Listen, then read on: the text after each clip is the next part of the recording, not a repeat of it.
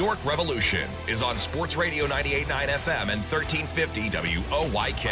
Onto the track, it is gone! It's gone! Revs Baseball is brought to you by Wellspan Sports Medicine, PeoplesBank, Shipley Energy, Heritage Lawn and Landscape Care, Maple Donuts, Harvey's Rental, Flying Feet, Kochman Kunkel Insurance Group, Broadway Transmission, Dasher Investment Services, Smith Wealth Advisory Group, Royal Manchester Golf Links, Dutch Apple Dinner Theater, York County Bar Association, Lidl, CBD Supply MD York, Crunch Fitness, Columbia Gas, York County Solid Waste Authority, PSECU, and by the Pennsylvania Lottery. Deep left center, it is gone! Swing and a miss, he struck him out! Base hit!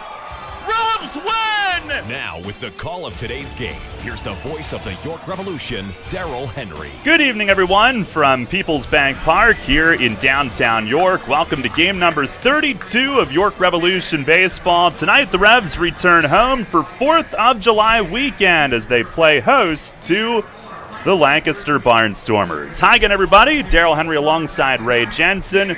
Welcome to Revs Baseball, and welcome to 4th of July weekend here in York on radio, presented by Brewery Products. The Revs coming off the series win at High Point, couldn't get the sweep last night, but man, did they ever come close.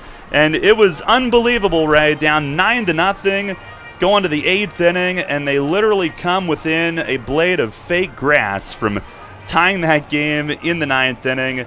A heartbreaking diving catch to end it with the tying run rounding third with 2 outs in the 9th. But team showed some spirit, and they did that throughout that road trip. The series sweep at Southern Maryland to come back and take the first 2 at High Point, and to do it and to get those wins in the fashion that they did.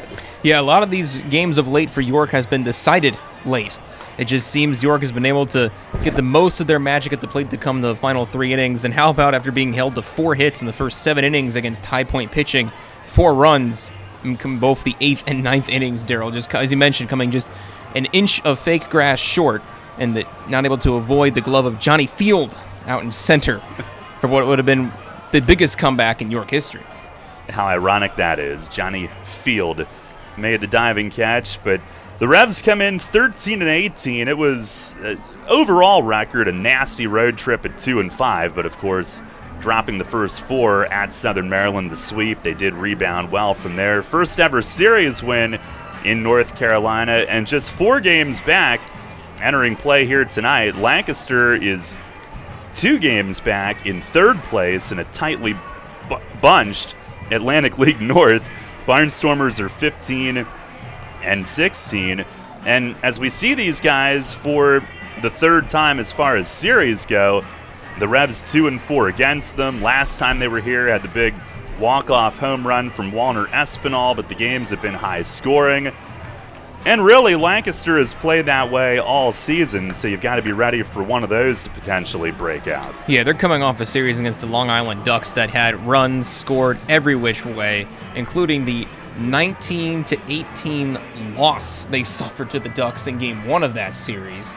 And you have to think that even though in their last 4 games they've had double digits, one of the teams has double digits in 3 of those 4 contests, that they'll bring that here to PeoplesBank Park. Their bats have been red hot throughout the entire season.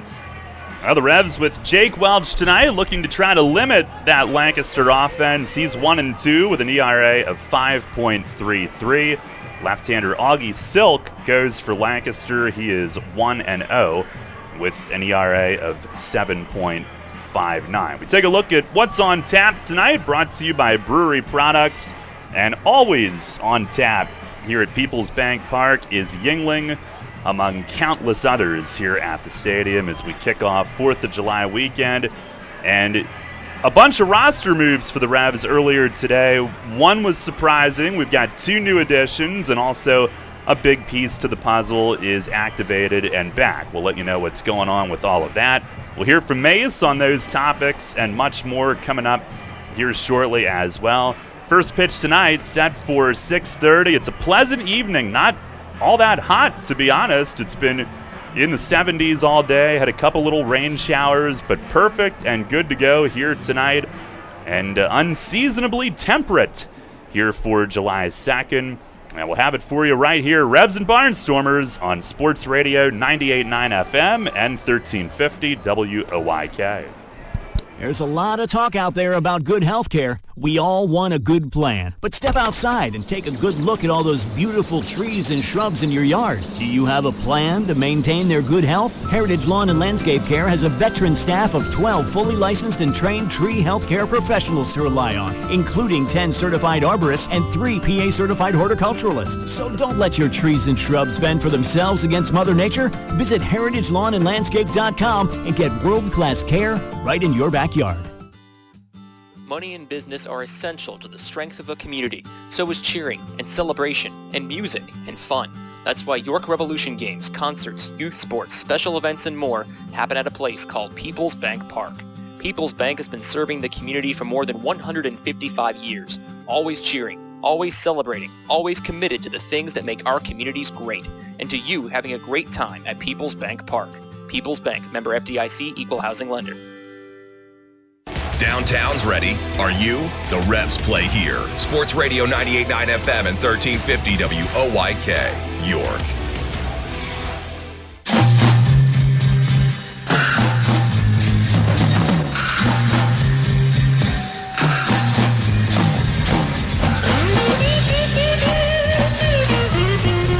Well, a bunch of roster moves for the Revs today upon returning home. It seems like it often works that way. The busy days get even busier, and Ray, we've got some good, some bad. We'll start with the surprising news that came at about 5:30 this morning. John Sansone, who had a huge 3-run homer in the comeback win on Wednesday, has opted to retire. He had struggled at the plate, and aside from a couple of big home runs, said that he just wasn't into it any longer. But he told Mace that when the team got back home earlier today, his departure opens a roster spot. The Revs have activated Malky Mesa from the injured list, not in the starting lineup tonight, but excellent to see Daddy Shark getting closer and closer to his return to the field. Yeah, absolutely. The Revs have missed his bat, and he's a comforting presence in this lineup, and he won't be in it tonight, but he'll be available off the bench to hit. But again, a veteran presence that helps this club as they try to get closer to potentially making a first-half berth. And for Sansone, it's unfortunate, as I think he had a lot of bright moments here in his brief tenure in York, and manning the third base position, had some nice defensive plays and some clutch home runs over the road trip. So sad to see him go, but good to see Melky Mesa back and close to 100%, and a duo of newcomers as well, in Josue Herrera and Johan Lopez, who look to make an impact at the plate and on the mound. Indeed, and Dundon will move over to third base for tonight, but we'll hear from Mace about Josue Herrera, who could fill a first base spot for the Revs. They've been flip-flopping Castro and Hill over there, want to get some consistency there, but Herrera, who, if you see him in uniform tonight, wearing number 7 for the Revs, just signed today, and a left-hand hitter as well. He's been in the Brewers, Diamondbacks, Orioles farm systems, and always good to get another left-hand presence potentially in that lineup too. Yeah, that's the biggest key too, just getting another left-handed bat and trying to getting a more consistent presence at the first base position. Mace will expound upon that more, of course, but switching between Castro and Hill, they can go back to their more natural positions in catcher, and Herrera can eventually take over the more everyday first baseman duties. And left-hand pitcher Johan Lopez, who I understand we're going to see tomorrow night, starting in Alex Sanabia's vacated spot, 6'6" lefty who's been in the Cubs system previously. He will be wearing number 45 for the Revs, but this is the way things have gone this season. You lose guys, you've got to fill the needs quickly or the voids, and it often does not happen when you're on the road, but here we get home today, and there's 2 new guys in the clubhouse signed and ready to go. And 2 new younger guys, as the youth movement is alive and well in the Atlantic League. But the thing is, these guys have been able to contribute in this league, and that's, I think, the biggest difference than in years past when you would bring in younger players and they just struggled to stay afloat in the Atlantic League. Not the case this year. So that's what's going on today. Busy day around here. Revs getting set to host the Barnstormers. That is our feature here tonight And we'll take a time out here in the pregame. Mace joins us on the Broadway Transmission Managers Report coming up next. The 1741 Club is here. You in? PeoplesBank Park introduces a revolution in hospitality in York. The 1741 Club, presented by UPMC. Now open on the skybox level of PeoplesBank Park, the 1741 Club features stylish design and contemporary decor, all-inclusive food and beverages, and totally flexible ticket purchase options. The hottest spot in York is the place to entertain and thank customers, reward employees, celebrate family occasions, or simply treat yourself to an all-inclusive experience at the ballpark. Nightly menus include enhanced classics and a rotation of special offerings, and house selections of draft beer and wine and a full range of non-alcoholic beverages are included in the ticket price. 1741 Club tickets are available for individual purchase through 3 levels of membership or as season tickets, and they can be used for any of the York Revolution's home games based on availability. The 1741 Club, presented by UPMC. You in? Details and pricing at 1741club.com. Catch the Revs all season on Sports Radio 98.9 FM and 1350 WOYK. First in York, first in sports.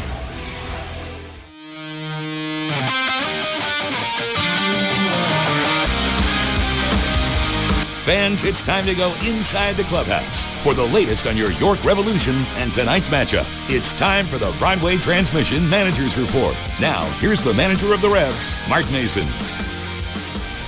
All right, Mace. Well, last night you almost pull off a comeback for the ages, and it was stunning to watch it happen. Literally a blade of fake grass away from maybe tying that game. But what were your thoughts watching that unfold after a night of really being held silent until those final 2 innings? Well, I mean, it took a while to kind of wrap my head around it after the way we played the first 7 innings of that game. But no, I mean, it's a testament to our guys. I mean, they battled the whole way.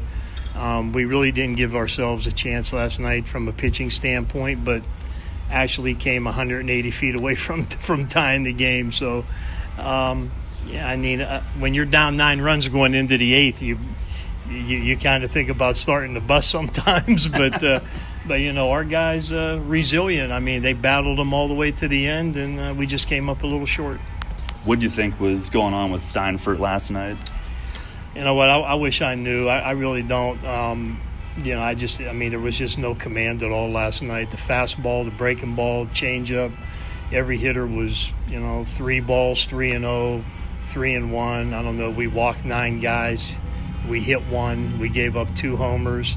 I don't know. I mean, I think of the 8 runs that he gave up, I would say maybe only 2 were on base hits, actually, and the rest were walks or hit batters. So, I mean, it's just one of those frustrating games. I'm sure it's frustrating for Austin that, he just didn't do better. He had about 100 pitches in 5 innings, and just every hitter was 3 balls and 2 strikes and 3-1. So, yeah, it was a rough outing. That's the best way I can say it. Some of the guys that are swinging the bat well, you can kind of notice, maybe the at-bats and starting to get into it. Harris is hitting the ball, Kenley as well. Those were 2 that kind of jumped out to me. Are you kind of feeling that as they get more at-bats, they're getting timing and all that? I agree. I actually moved Harris way up in the lineup today. You could see him, when he first came here, he really didn't have a whole lot of at-bats, maybe 10 or 12. He was home doing some stuff, trying to get some at-bats in, I think, the Pecos League or something. But, it just sometimes it takes a while to get up to game speed, and matter of fact, most of the time, not just sometimes. So, but you could see him like he's working on stuff. He talks in the dugout about trying to sit on certain pitches, try to hit the ball the other way, trying to, do those things. And a couple of nights ago in High Point, some of the best balls that he hit were to first base, right field. Then all of a sudden it's like off the wall in left center, off the wall in center. So, I think maybe he's starting to get a feel for it. His batting practice is much better now also. So, I just think sometimes it takes time. And Kenley, I mean, Jack has actually swung the bat pretty well since he's been here. Had a little bit of some downtime when he was beat up there for a little while. But, and it's hard to DH. I mean, not everybody's cut out to be a DH. So, I think his average is over 300 now as well. And I think I think Harris has brought his average up almost 130 points or something in the past week. So I mean that's all good stuff. At least we're going in the right direction there. Today you get Melky Mesa activated. He's good enough for that. How good is he? Well, I mean, just the reports that we had when we were out of town over the past week was, probably like 80%, something like that. So good enough to get him active. I know he can swing a bat, and but we had some rain here today. We had some rain last night, so we're not gonna push him out here on the wet field, not right away. So we've been down this long. One more day or two more is not gonna change much. But he'll be able to come out now and take batting practice with us and continue to do his exercises to get that hamstring back to where it needs to be. A couple new guys as well. Josue Herrera, Johan Lopez added. Herrera's a position guy, Lopez a pitcher. What can you tell us about these guys and and obtaining them here to your current roster? Well, I mean, Herrera has, he can play first base, he can play third base, but he has some pop. I mean, left-handed hitter with some power. We're looking at him right now, pretty much first base only, I believe. And then Lopez, he's a big kid. I was surprised how big he was. Left-handed pitcher, which, I mean, we need some left-handers. We're going to try to insert him in the starting rotation even tomorrow to take Sanabia's place, who, by the way, gets his first start tomorrow in AAA. Nice.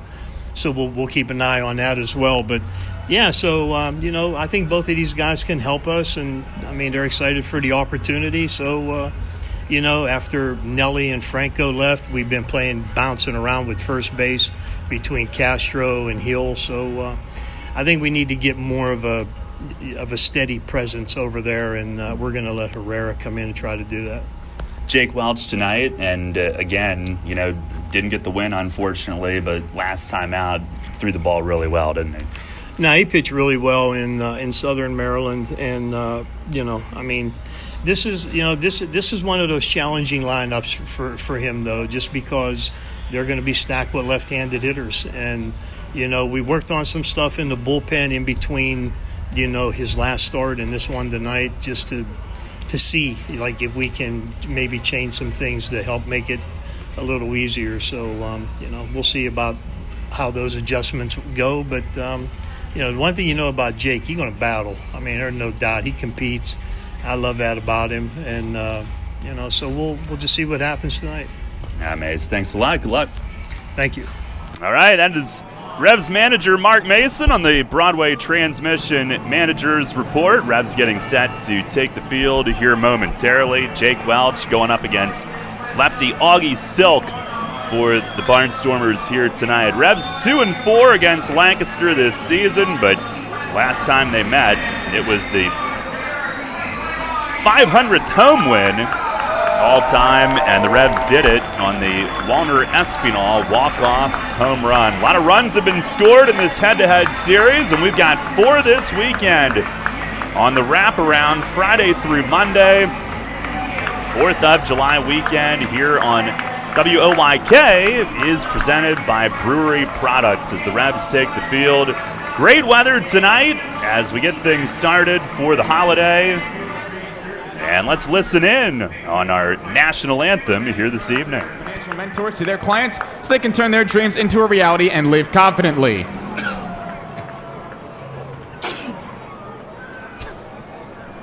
At this time, please rise if you are able, remove all headwear, and welcome Hugh Benedict for the performance of our national anthem presented by AmeriChoice Federal Credit Union. Oh, say, can you see by the dawn's early light what so proudly we hailed at the twilight's last gleaming, whose broad stripes and bright stars through the perilous fight o'er the ramparts we watched were so gallantly streaming. And the rocket's red glare, the bombs bursting in air, gave proof through the night that our flag was still there. Oh, say does that star-spangled banner yet wave o'er the land of the free and the home of the brave. That is Hugh Benedict, always a popular performer here at PeoplesBank Park as the Revs and Barnstormers get set to go here on a Friday night in York. Starting lineups brought to you by Flying Feet, and for the Barnstormers, who come in with the most prolific offense to date in the Atlantic League this season, Caleb Gindel will lead things off in right field. Melvin Mercedes, second base, bats second. Hitting third and playing first base tonight is Blake Galen. Trayvon Robinson in the cleanup spot will be in left. Alejandro De Aza is in center field hitting fifth. Kelly Dugan is the DH batting sixth. Blake Allemond at third base bats seventh. Anderson De La Rosa will catch and hit eighth. And Cleo Luis Rondon is at shortstop batting ninth. Again, Gindel, Mercedes, Galen, Robinson, De Aza, Dugan, Allemond, De La Rosa, and Rondon for the Barnstormers facing Jake Welch. For the Revs tonight, it will be Darian Sanford in center field leading things off. Jan Sanchez, shortstop, hits second. Carlos Castro will catch and bat third. James Harris, who's starting to pick it up, is moved up to the cleanup spot in left field tonight. Andrew Dundon at third base bats fifth. J.C. Encarnacion in right field is hitting sixth. Jack Kenley will DH and bat seventh. Tyler Hill at first base hits eighth. And Walner Espinal at second base batting ninth. Again, Sanford, Sanchez, Castro, Harris, Dundon, Encarnacion, Kenley, Hill, and Espinal for the Revs. Those lineups brought to you by Flying Feet. And Jake Welch making the start, Ray, 1-2 with a .533 ERA in 5 starts. And you take out the Lancaster game, he's been really good. He was terrific at Southern Maryland in a tough luck loss on Saturday night. Yeah, he's been excellent in his past two. Just 2 earned runs combined in his last 2 starts. He's been throwing the ball a lot better and really every start since the beginning of the season. He seems more and more locked in. We'll see what he has in store for the Barnstormers tonight. A potent lineup to face for him. A lot of lefties and switch hitters. Umpires tonight, John Grasso, the balls and strikes. Scott Hart at first. Drew Hoagland at third, although I think it's Hoagland at first and Hart at third because they were motioning at me after they were introduced that they are to be flip-flop, but I don't know that they know this is the radio booth, not the down there booth. That's all the same to them. Gindel digs in, our Dasher Investment Services first pitch tonight from Jake Welch. It is a fastball a little bit low. We are underway at 6:32. And Gindel, nobody hotter. He's hitting .328, leads the league with 12 home runs. As Welch fires and misses away. And he's on a 10-game hitting streak on which he's hit .413 with 8 home runs. He had a streak of 7 straight games with a home run just snapped the other night. But an incredible tear. The 2-0, and it skips in the dirt. Yeah, those 7 straight, a franchise record.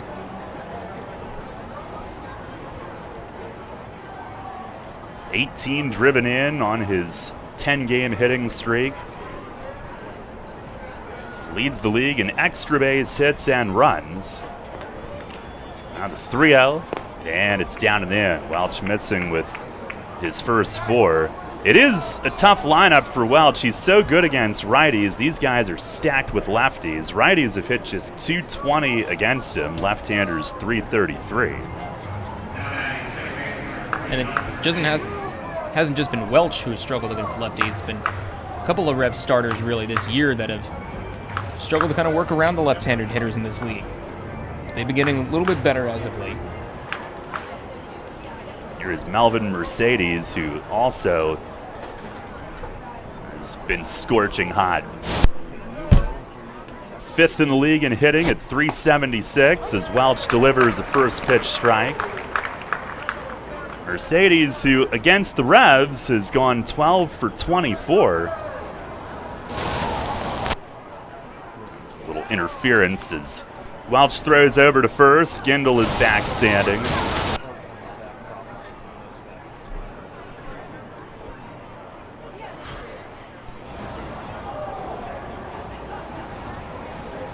Now the 0-1, and that misses high. Revs in the home whites tonight. Lancaster is in their alternate red with white, black, gray shoulder stripes. Mercedes, who's reached base safely in 28 of his 29 starts this year, as Welch checks over on Gindel at first. He's hit safely in 26 of those 29. Second in the league in total hits with 41. Only Carlos Castro with 45 has more.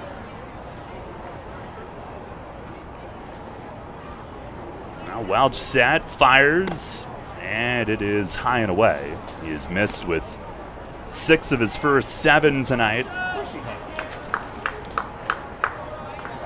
The game at Southern Maryland Saturday night, 6 innings, 2 runs, 1 earned. Left trailing 2-1. Revs lost 4-2. He pitched great. Fires and a swing and a dribbler foul. First base side. It's 2-2. He tied his season high with 6 innings. Tied his season low with 2 runs and 1 earned run. Did not allow a hit the first 3 innings. And he had his dad in attendance watching. Made the trip down from the Rochester area. Interference seems to have gone away. Another throw over as glances off Hill's glove. Electronics don't mix. They don't mix well. No. It's like when 2 dogs get together and one wants to be friendly, the other's like, back away, man. Yeah.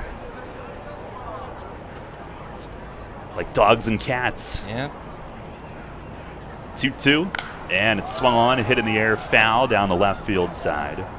You know what it's like? It's like trying to broadcast down the right field line in a booth with windows that don't open. I can relate to that. I think I can beat your misery in High Point. I'll get to the story in just a bit. Do you now? I can. I'm pretty sure I can. What about the crappy music that they played? I don't think I can beat that, though.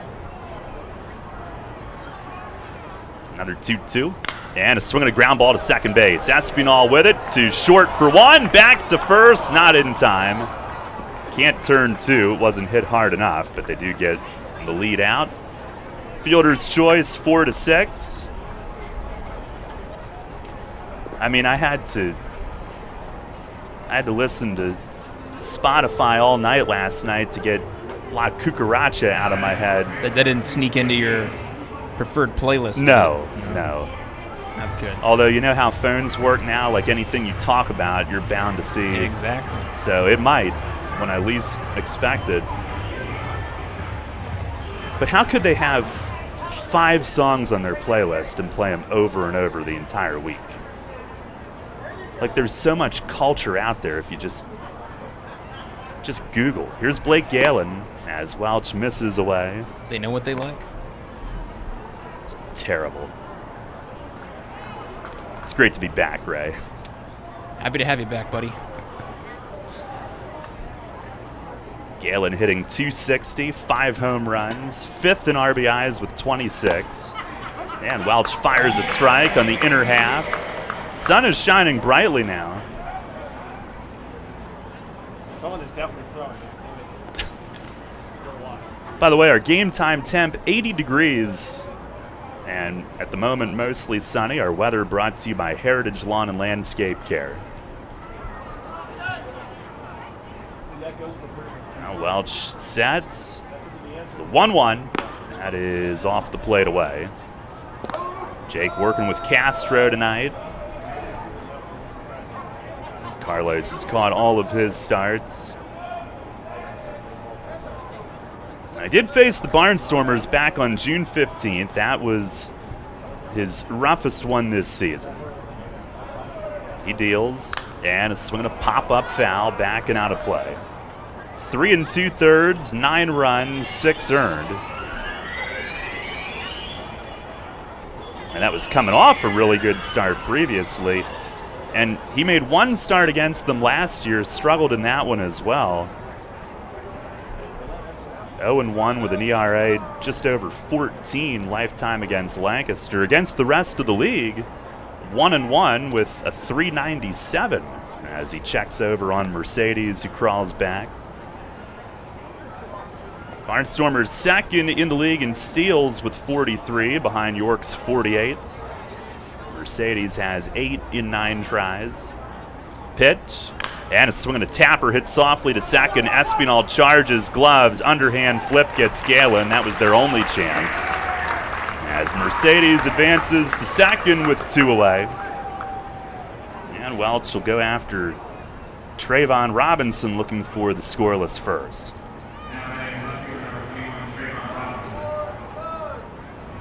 The Barnstormers lead the league in runs by 30. They lead in batting, 293, tied for the lead in homers with 46. That's along with Lexington. They've done a ton of damage at home, and some of that they think is due to TrackMan failures as Trayvon Robinson takes outside. Kind of like these technological failures we continue to have up here. Robinson, the switch hitter, batting .301, 5 homers, 22 batted in. The 1-0, and it's a little bit high. He has hit safely in 5 straight. He is red hot, 10 for 22 with 3 home runs in those 5.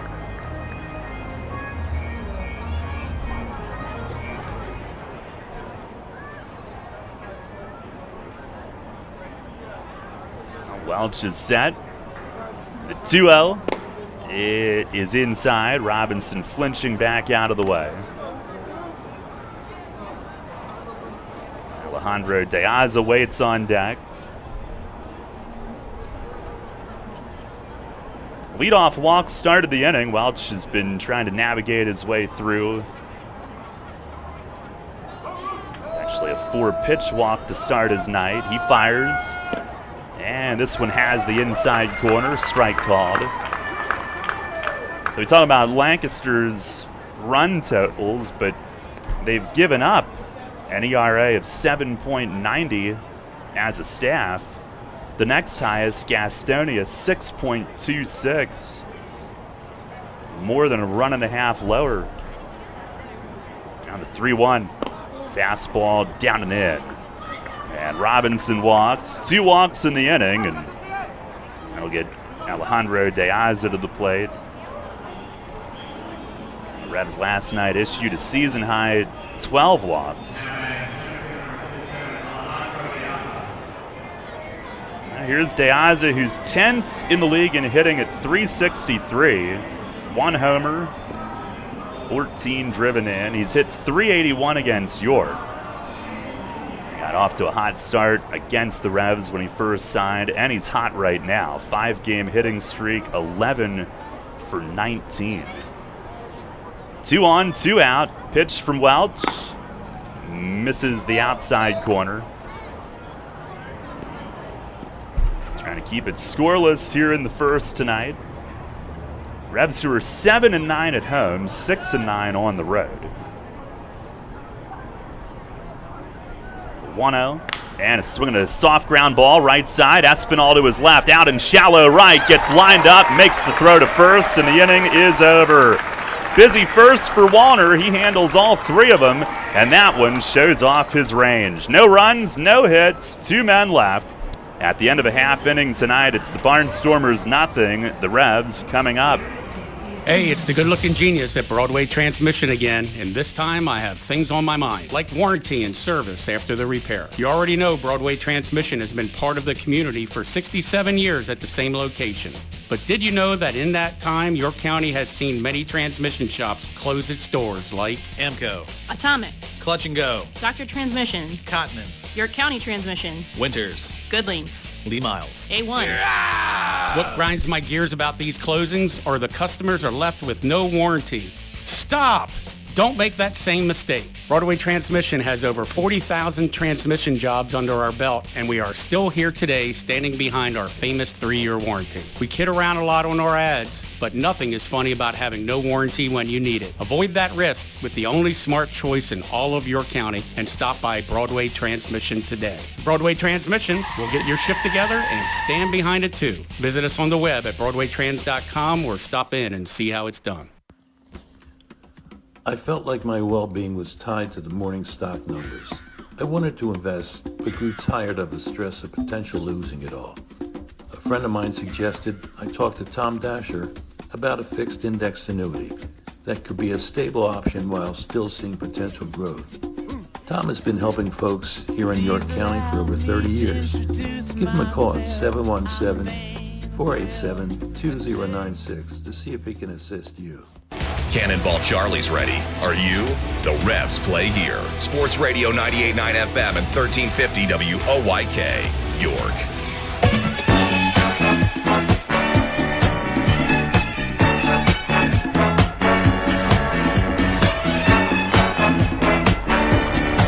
No score. Revs come to bat here in the bottom of the first inning against lefty Augie Silk for the Barnstormers, who has struggled. 7.59 ERA coming in, a 1-0 record despite that in 5 outings, 4 starts, 21 and a third innings, 23 hits, 19 runs, 18 earned. He's walked 27 in 21 and a third innings, 16 strikeouts, so patience could be a virtue tonight. As Darian Sanford will lead things off.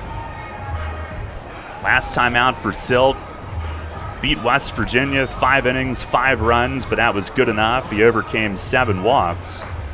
The start before that, he walked 10 in 4 1/3 at Lexington, 6 runs allowed.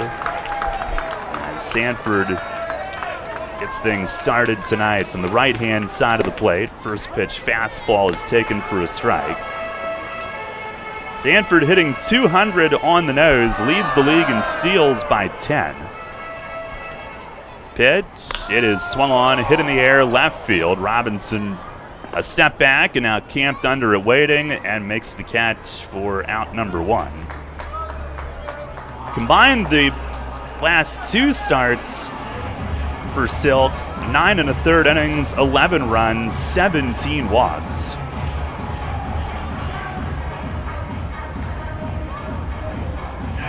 With 1 down, Jan Sanchez to the plate. Sanchez in there, 4th in the league in hitting at .392. First pitch to him, that is in tight. Revs did face Silk here on June 17th. No decision for him. 4 innings, 3 runs. He walked 5 in that one.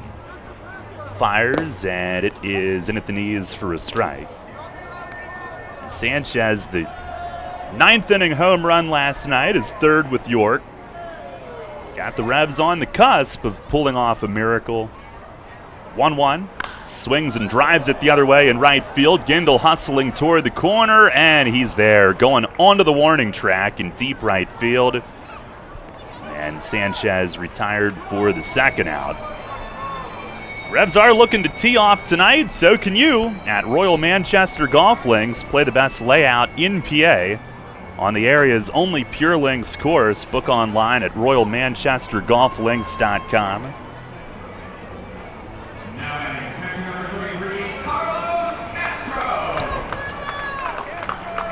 And with 2 down, Carlos Castro coming up. League's leading hitter at .441 entering play tonight. First pitch is over for a strike.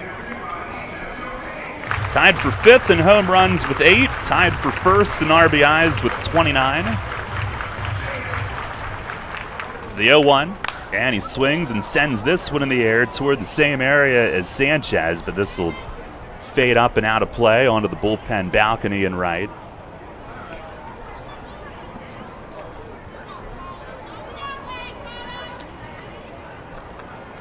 Castro entering play tonight over his last 14 games, hitting .473 on that stretch. Hits in 13 of those 14 and 7 in a row.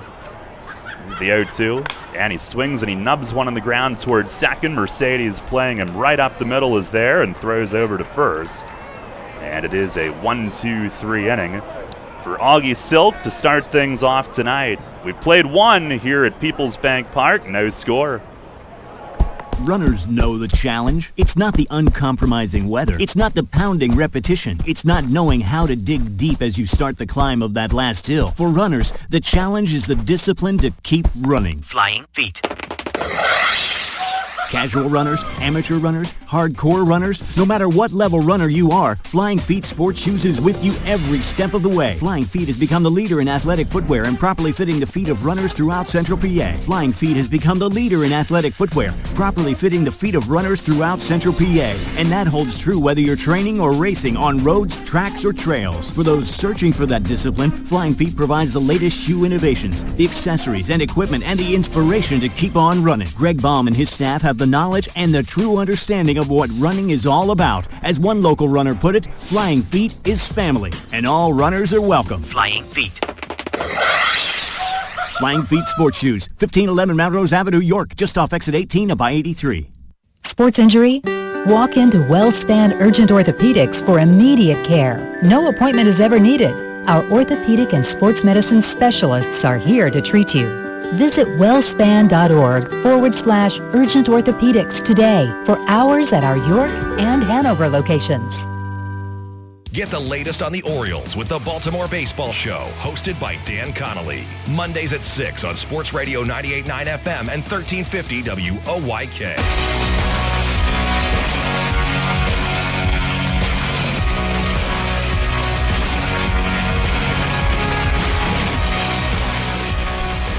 No score. We head to the second inning tonight. Take a look at our WellSpan Sports Medicine injury report. You can scratch Melky Mesa from that, which is good news. Activated today from that hamstring. He's excited to be back. Wellington Dotel still rehabbing his shoulder. Alex Vargas out, unfortunately, for the duration with the forearm. That is your WellSpan Sports Medicine injury report. How are you, Ray? Do you need to be on it? I'm doing all right. Legs are a little dinged up from the weekend with the kickboxing gym, but I'm doing all right. I'm a little sore from the bus, but not as spry as I used to be. Here's Kelly Dugan, who leads things off, and he swings first pitch and pops it way up. Sanchez from short backs out, shallow left center. All Jan, and he'll grab that one two-handed, one away. A good start to the inning after a 22-pitch first for Welch. Augie Silk was pretty efficient, needed just 8 pitches in his first inning. Here's Blake Alleman, who's been a real problem for the Revs. First pitch from Welch, a fastball, it's in for a strike. He's hit 8 home runs, 4 of those have come against York, including some big ones. Switch hitter bats left, the 0-1, and he swings, and late on this one, skies it to shallow left. Harrison near the line is there. And 2 outs in the air quickly to start the second inning. That'll bring up Anderson De La Rosa.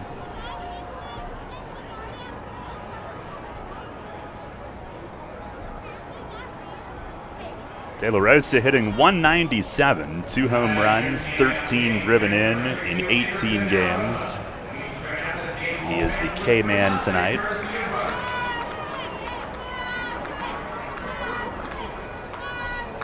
Gotten the K-man 7 out of 15 times so far this year. First pitch is a cutter, and it is a strike. Welch trying to get into a good rhythm. Pitching out of the sunlight and into the shadows. That doesn't hurt. Here's the 0-1. And a cutter missed in. No score, top of the second inning tonight.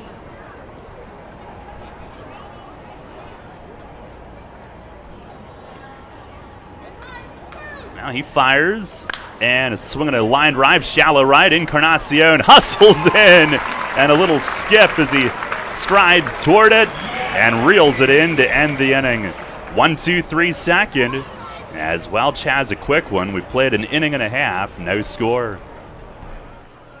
Everything you've worked for may be facing a hostile takeover, but step outside the boardroom and look around. Not taking care of business right now could leave you dealing with a hostile takeover by crabgrass later this summer. And broadleaf weeds are just beneath the surface, ready to take their share of your turf too. Prevent hostile takeovers. Call Heritage Lawn and Landscape Care and give your lawn a good, healthy start this year. Heritage Lawn can apply crabgrass pre-emergent and quality fertilizer now to fortify your lawn for later. HeritageLawnandLandscape.com. World-class care right in your backyard. Ray Jensen here, and I'm joined by a diehard Rebs fan who's agreed to donate their time to talk the upcoming York Revolution season. Sir, what do you think of people who say Rebs fans are not the best fans in the world? You're an idiot and you don't know baseball. Ouch, but a fair comment. What would you say to all 120 York Revolution regular season games being broadcasted on radio? Yeah. Well, there's something we can all agree on. Sports Radio 98.9 FM and 1350 WOYK, your home for the York Revolution. Tee off this season on the best layout in Pennsylvania and experience Royal Manchester Golf Links, bringing you to the coast of the British Isles while never leaving your backyard. Our unique Pure Links layout in the rolling hills of York County gives golfers an experience like none other, featuring 18 pristine holes with picturesque views of the countryside and consistently ranked one of the top public courses in the state. Also offering outings and event bookings. Book your tee time today at 717-268-0490 or nab our online specials at RoyalManchesterGolfLinks.com. Your source for all of Friday night's action. Central PA Game Day with Steve Navaroli. Saturday mornings at 9 on Sports Radio 98.9 FM and 1350 WOYK.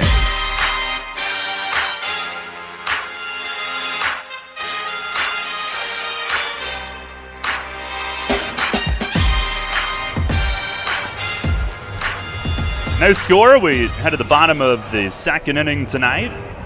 You're from PeoplesBank Park. Time for this date in York baseball history, brought to you by York County History Center with more than 90,000 artifacts. Your history starts here. Visit online, yorkhistorycenter.org for tickets and guided tours. I don't know, this date must not be very great. They're not, just bang my knee. Well, on this date that happened. But actually, on this date tomorrow, back in 2016, Andres Perez tied and broke Chris Nowak's career home run record, doing it against Lancaster, and the record-breaking 60th was a grand slam on a magical Sunday afternoon at the bank. Here's James Harris to lead things off. First pitch misses in tight from Silk. That was a 14-7 Revs win on July 3rd, 2016. 1-0, and a swing and a foul tip to the backstop. Harris has really started to click at the plate, and Mace wasting no time to put him right up into the cleanup spot. He's hit safely in the last three. A lot of his outs have been hit hard. Driving it, doubles, ball's off the wall. Pitch here is over for a strike, a fastball up in the zone. It's all right, Ray. It's coming from inside the booth this time. The interference. Pitch. That is in the dirt and bounces away. The interference is coming from inside the house. What are we supposed to do about it? Gotta take apart the walls, man. Wear it. That's how horror movies start. Gonna turn this into the Shinnin. I say that because I don't want to get sued by Stephen King. Oh, good point. Here's a swing and a floater the other way toward the line in right, and oh man, just foul. Foul by inches down the line in right. Harris made a bid at another at least double in right field.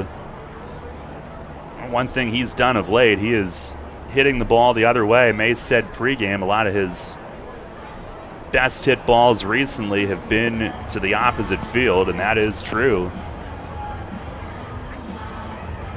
Had a good batting practice today.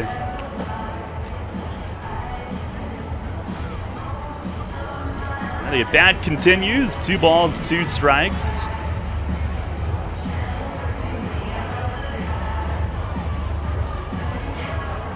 Now Silk the pitch. And is swinging a foul back over the roof, able to cover the fastball away at 91 and stay alive.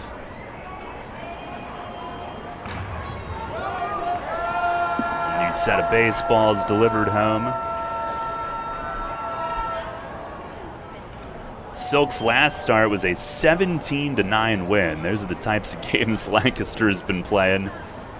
Pitch to Harris, a broken bat, roller foul, and the bat goes helicoptering toward the third baseman, Alleman, who just stood there and watched it come to a rest next to his feet. That thing snapped, and most of it went sailing toward third. Harris left with just the handle, so he'll cake up a new one. Some pine tar on it.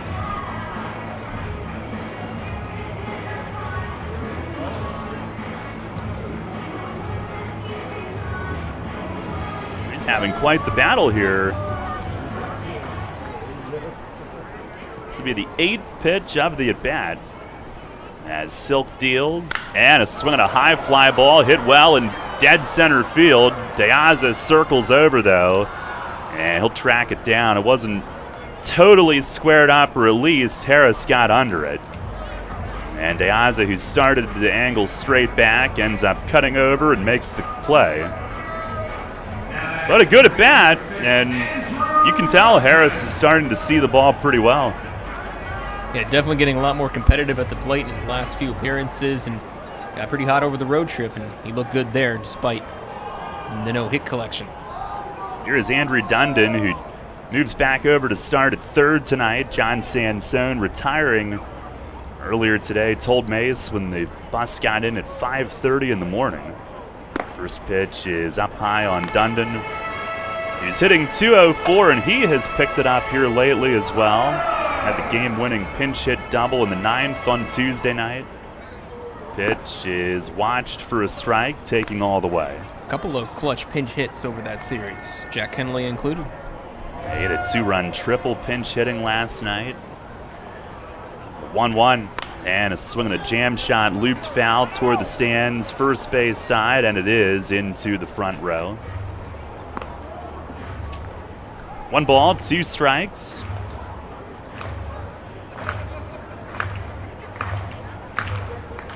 I meant to look this up last night. It was not the first pinch hit triple in Revs history, but it was the second. 2012 they had one. I'll have to go back and see who did that. But another pitch to Dundon. It's high and tight. Fastball missed. If you're wondering, there have only been 4 pinch hit home runs in Revs history, and now there have been just 2 triples with what Kenley did last night. 2-2. It is inside. He tripled in the 8th. Sanford tripled in the 9th. First 2 triple game for the Revs this season. Silk, the 3-2. And a fastball missed outside. Close, but a good eye from Dundon. And he is the Revs' first base runner tonight. They gave Silk an 8-pitch first inning, and they are making him work for it here in the second.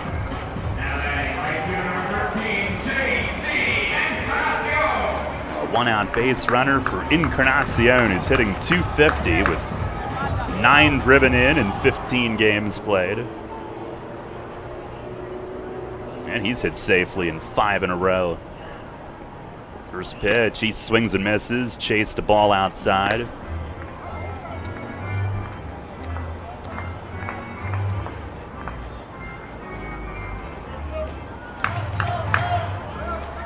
Silk, formerly in the Royals system, drafted in 2019. Now deals, and it's in for a strike.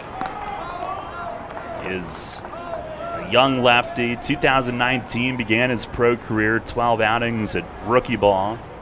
Obviously, last year, no minor league season. He began this year in the Frontier League with Gateway. And here's a swing and a pop-up foul, backing out of play. 0-2 it stays.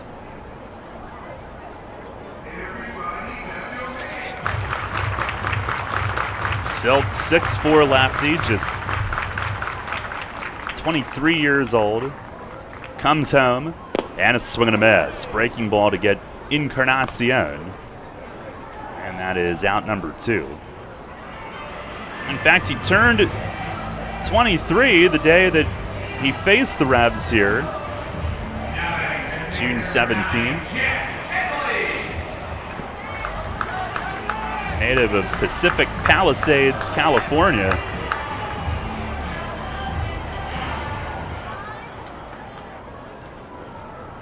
Two down. Here is Jack Kenley DHing, and he's been swinging it well. Left on left. First pitch fastball. That's a strike. It's hitting .306 now in 14 games played. And he's got back-to-back 2 RBI games. The 0-1. Fastball just missed. Down and away. 91 miles an hour. No score. Second inning tonight. Kenley, the last 2 games, 3 for 4. Single, double, triple. 4 runs driven in. 1-1 pitch. That's down and away. De La Rosa got a piece of it. Almost missed it.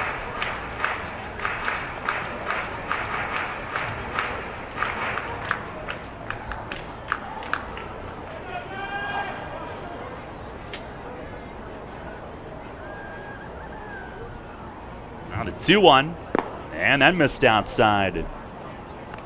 Now it's now a 22-pitch inning following the 8-pitch first.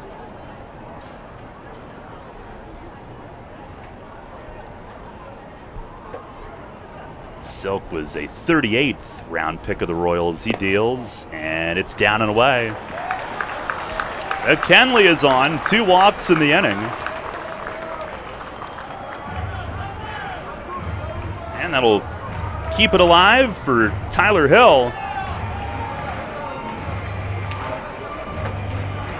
By the way, Hill had a hit and an RBI taken away from him on an overturned scoring decision Wednesday at High Point that was just atrocious. It's terrible.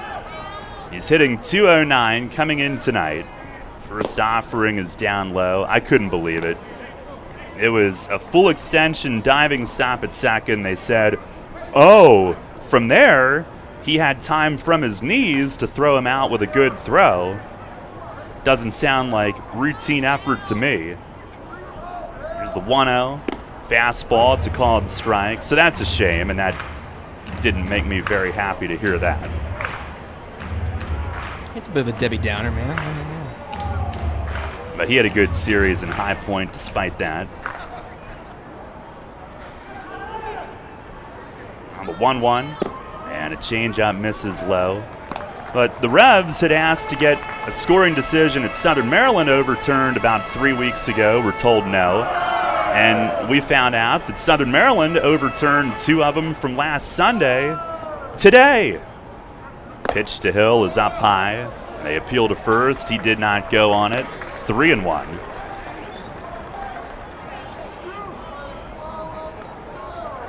Joke.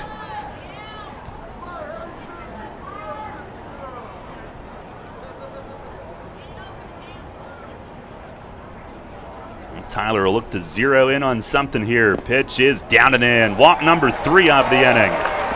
In by his ankles, and that'll load him up. And Walner Espinal, who's also been swinging it well, will come up. He's hit safely in 5 in a row. And Ross Peoples will make a visit.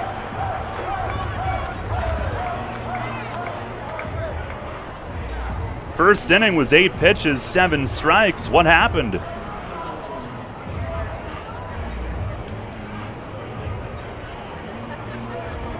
That's what Ross is trying to figure out.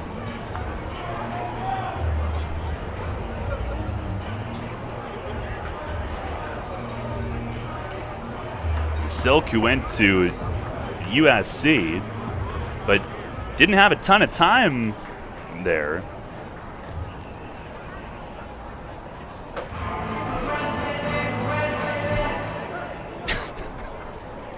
Yes.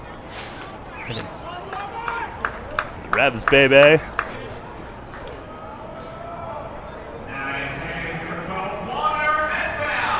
It is very catchy.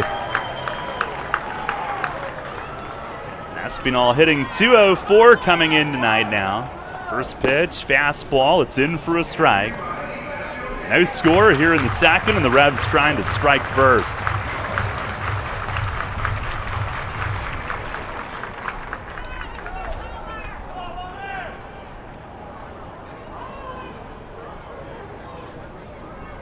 Now the 0-1, and that missed in tight.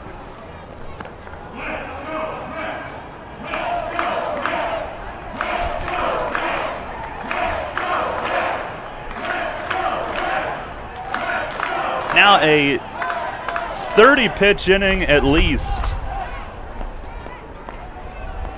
Here is number 30, and it's down and in. 2 balls and a strike to Espinal.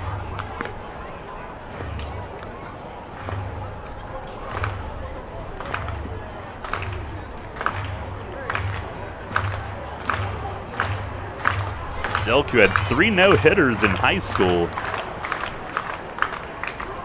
Southern California. He fires, and that's way high. 3-1. Nowhere to put him.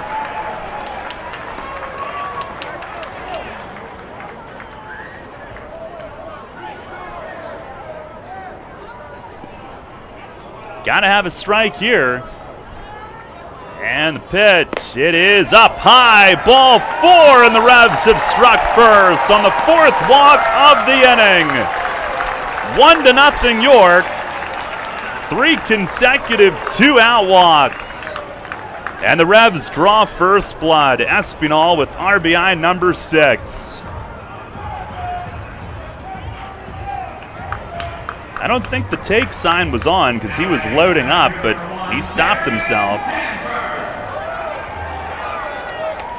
And here's Sanford. First pitch swinging, and he pops it up. Fires his bat to the ground. Second baseman Mercedes is out. Gives way. Oh, it's dropped in right field. Kenley scores. Hill scores.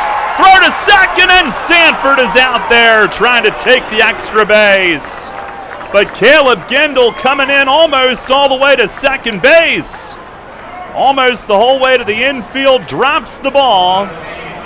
And 2 runs score as a result. Revs put up 3 in the inning. And we'll see how they score all that. I'm sure it'll be an error, at least I would think. But we'll clean it up for you when we come back. 3 runs home. And possibly without a hit. 3-0 York as we head to the 3rd inning. Spring is in the air, and Harvey's Rental can get you prepared for what's ahead.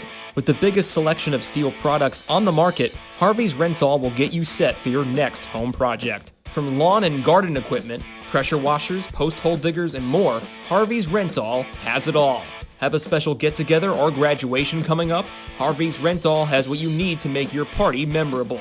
Visit them in person at 1409 South George Street in York or online at harveysrental.com.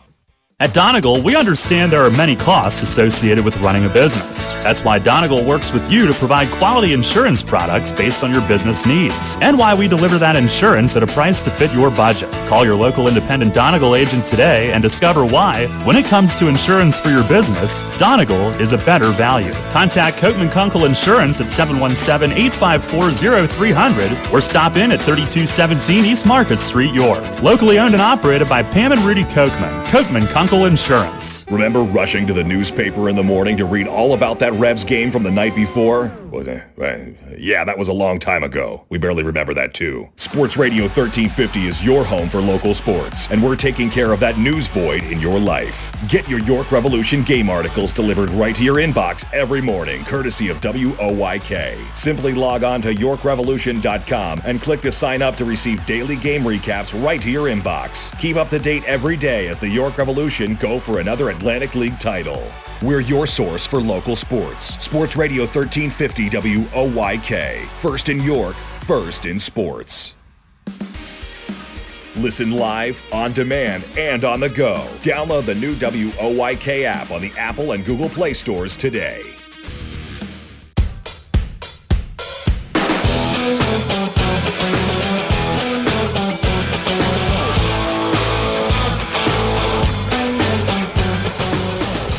Well, it was an error on Gindel in right field who dropped it.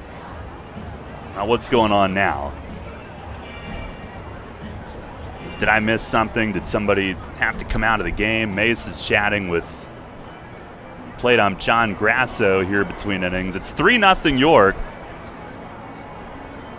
Oh, they need some raking at the mound. I don't think Welch likes the landing spot.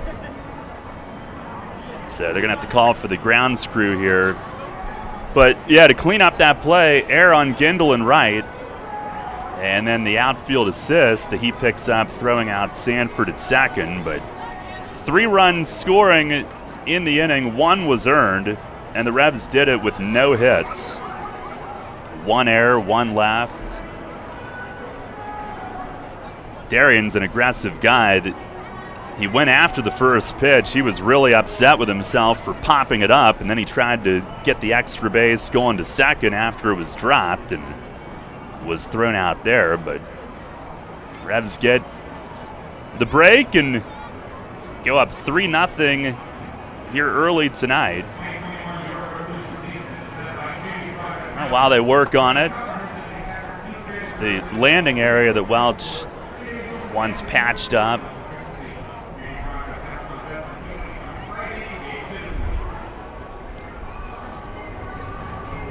I'll let you know what's coming up here the rest of the weekend at PeoplesBank Park. July 4th weekend here at the stadium. Tomorrow night is Seinfeld night, the game about nothing. It's a 6:30 first pitch tomorrow. Revs are, sounds like, planning to use lefty Johan Lopez in his debut. Lancaster with left-hander Tommy Shirley.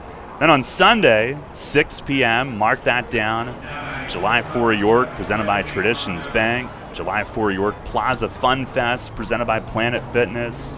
July 4 York Fireworks, presented by Gladfelder Insurance Group. And a Sunday Family Fun Day, presented by Wise Markets.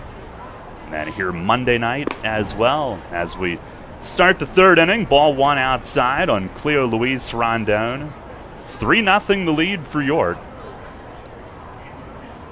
Welch the 1-0. And there's a called strike. Rondon last night had his 9-game hitting streak snapped. He's hitting .263 overall. Pitch, that is down low. From the left-hand side of the plate, 317.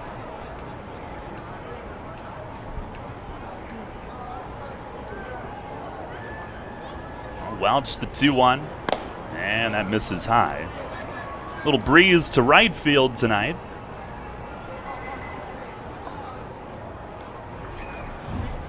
Wine, 3-1, and it's down in the dirt. Rondon walks. Third walk issued, and it'll be the second time that Welch has to deal with a leadoff walk here tonight.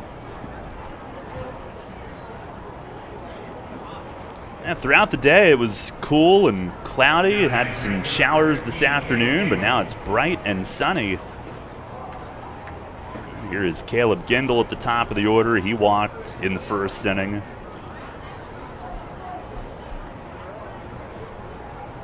And a quick move over, and Hill has to lay out for it. Rondon diving back. That throw might have gotten him. And he needs a moment. First base coach Troy Steffi checking on him. And that That throw went right into him on the dive back.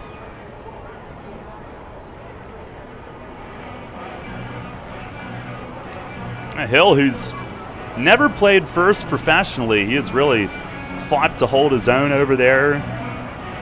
Guys rib him about the way he does things. We say he's got a certain grace about all of his moves over there, but he's done everything the team has asked. On a pitch to Gendel, and it misses high and away. The Revs adding Josue Herrera today, who's got experience playing first base and third for that matter, but see how soon they get him into the lineup. The 1-0, and that's down and outside. Welch keeps kind of looking at that spot where he's landing. I'm not sure if that's a habit or if he's not comfortable. 2-0, and this one is just inside.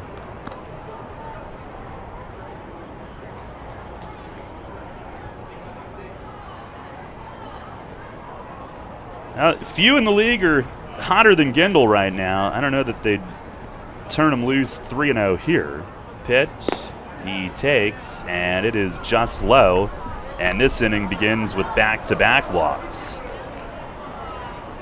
Now, Gendel walks for the second time. That's 4 total now. Issued by Welch.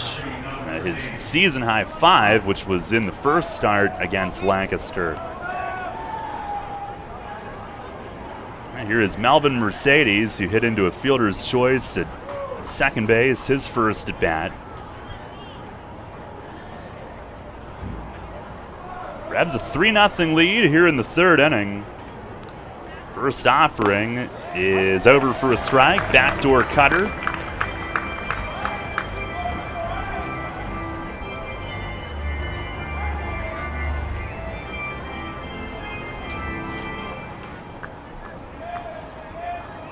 Mercedes just 5'6", not a big strike zone, to say the least. Pitch to him, he swings and he grounds it to second again. Espinal over toward first, and a good decision there. Only play is 2 first, he gets the out, 1 down. Runners do move up, it's productive for Mercedes, second and third with 1 out, but he rolled it over softly, and Wallner had to go to his left. Only play was to first. And here is Blake Galen, who grounded out to second his first time. In fact, in the first inning, Espinal handled all 3 outs, and that's the 4th that he is taking care of tonight. First pitch to Galen, it is down low. Welch trying to limit any damage here. The infield is back. They'll give up a run for a second out. Fires, and a swing and a drive the other way in left field. It sends Harris back. He'll catch it, but it's a sac fly. Line drive to left, caught in the shadows of the nemesis right by the edge of the track. Throw coming in toward third, keeps Gendel at second, but Rondon scores on it. 3-1 on the Galen sac fly. RBI number 27 for him.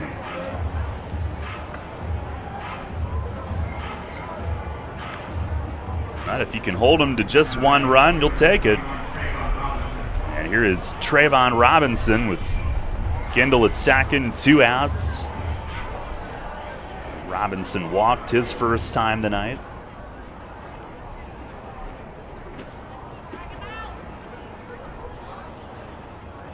Welch the pitch, fastball, and it's a called strike. The Revs with 3 runs on no hits tonight, and Lancaster with 1 run on no hits tonight.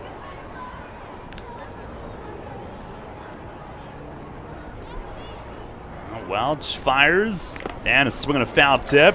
Big hack, and a ricochet off Castro and the plate on Grasso.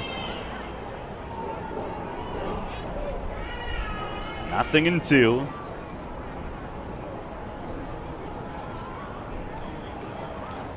Stadium board is dropped to 78 degrees now as Robinson asks for time and backs out.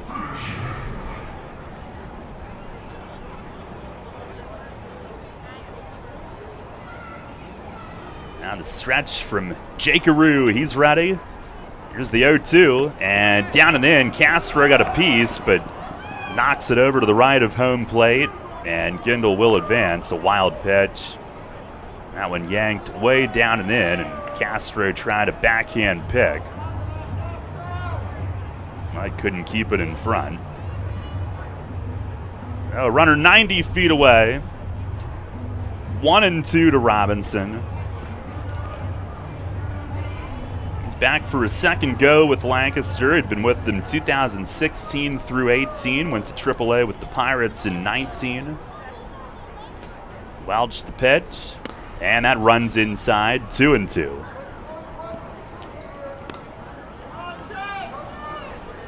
Robinson, a former Mariner, was in the outfield for Felix Hernandez's perfect game back in 2012.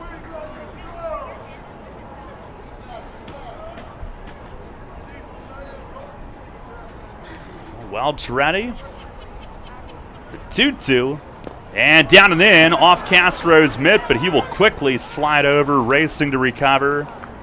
And Gindel stays at third. Now 3-2. Welch, at times, will get into these spots where he's yanking it. And that's where he's been missing on Robinson here.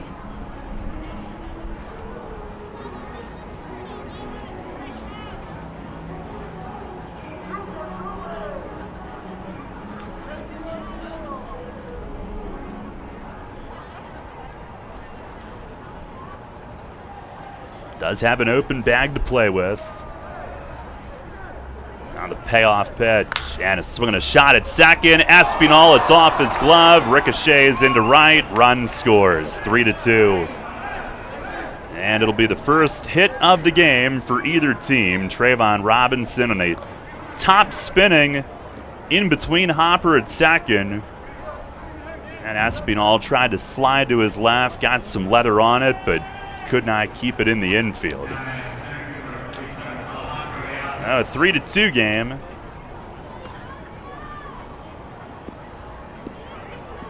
And here's De Aza, who grounded out to second his first time up.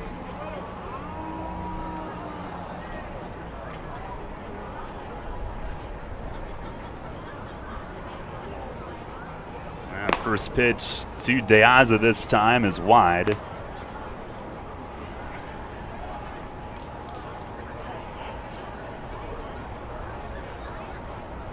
One ball, no strikes. Barnstormers got him in the dispersal from New Britain as Welch pours one over, and that is a strike to even things up. 1-1 the count. Robinson 5 for 5 in steals. Hill holds him. Pitch to De Aza, swung on, popped in the air, shallow left. Sanchez back from short. He's out there, and he's got it. And that will retire the side. 2-run score, though. The 2 leadoff walks both make their way home. 1 hit in the inning and 1 man left. We go to the bottom of the third. It's York 3, Lancaster 2. PeoplesBank is happy to sponsor the home of the York Revolution, PeoplesBank Park. PeoplesBank has been serving the community for more than 155 years, committed to helping their clients achieve their dreams and live confidently. That commitment continues at PeoplesBank Park with Revs games, concerts, events, youth sports, and much more. We're proud to partner of the York Revolution, and we look forward to seeing you at PeoplesBank Park. PeoplesBank, member FDIC, equal housing lender.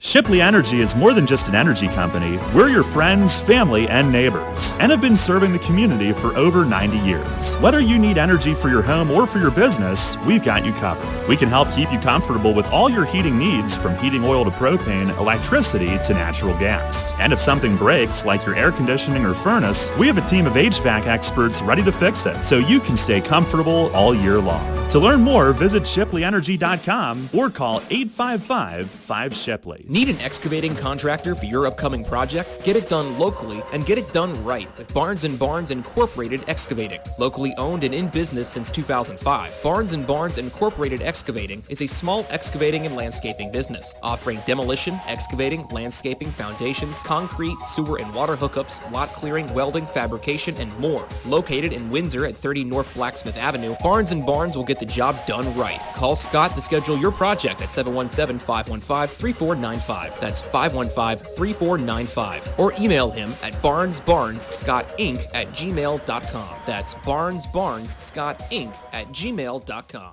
Downtown's ready. Are you? The Revs play here. Sports Radio 98.9 FM and 1350 WOYK, York.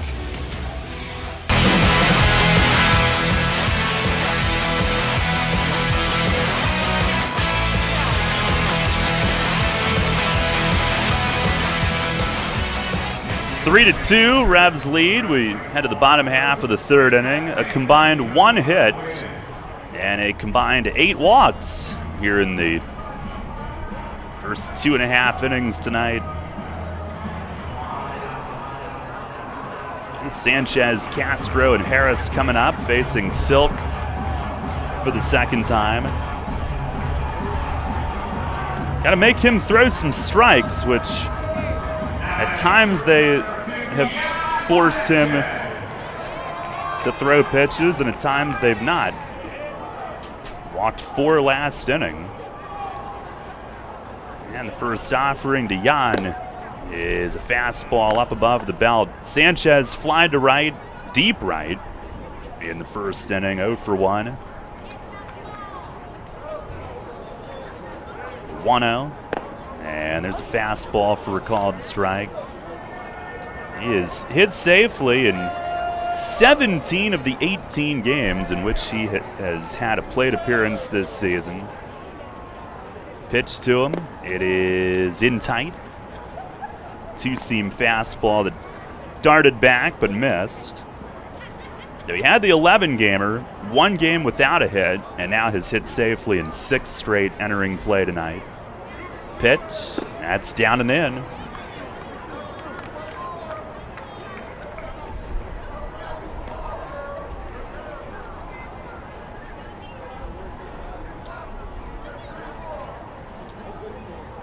Now fires, and a swing and a drive the other way, right field. Gindel looking, it is gone!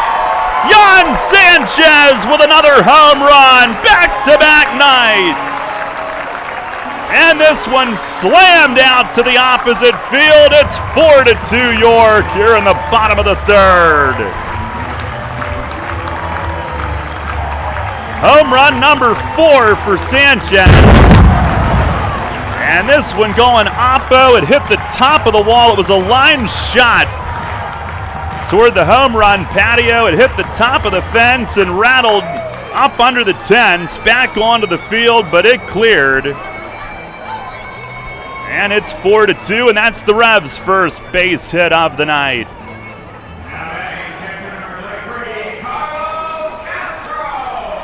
And here is Castro. He's better than a walk. First pitch is out off the plate away. He sat back and slammed it. Fastball up and outer half. 1-0, and a swing and a miss. Castro tried to unload. Letter high, hard one. He grounded out to second his first time tonight. 1-1, and that's in off the dish. Sanchez now a 7-game hitting streak.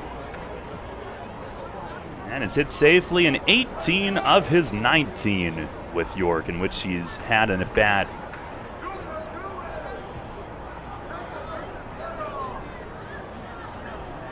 Now the 2-1, and a swing and a pop-up foul, first base side. This will find the stands.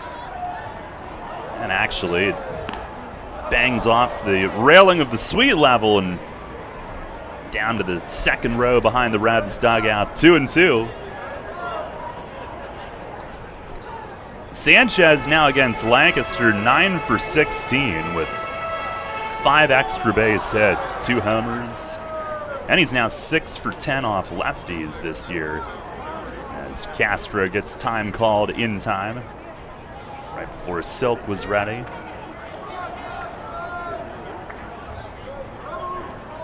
2-2, that's down low.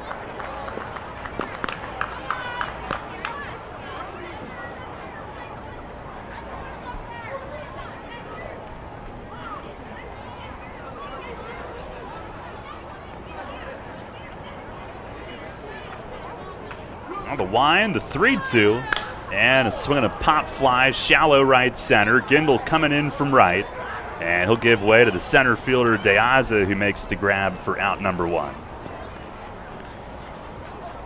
Ray, your research never ends. You found a little nugget on Augie Silk. I did. I noticed it when I was looking his stats up earlier that he's the son of Denise Crosby, and that name sounds familiar. It's because she's a well-known actress. Played Security Chief Tasha Yar in Star Trek The Next Generation. That's her most notable role. Here's James Harris, who flied to center his first time.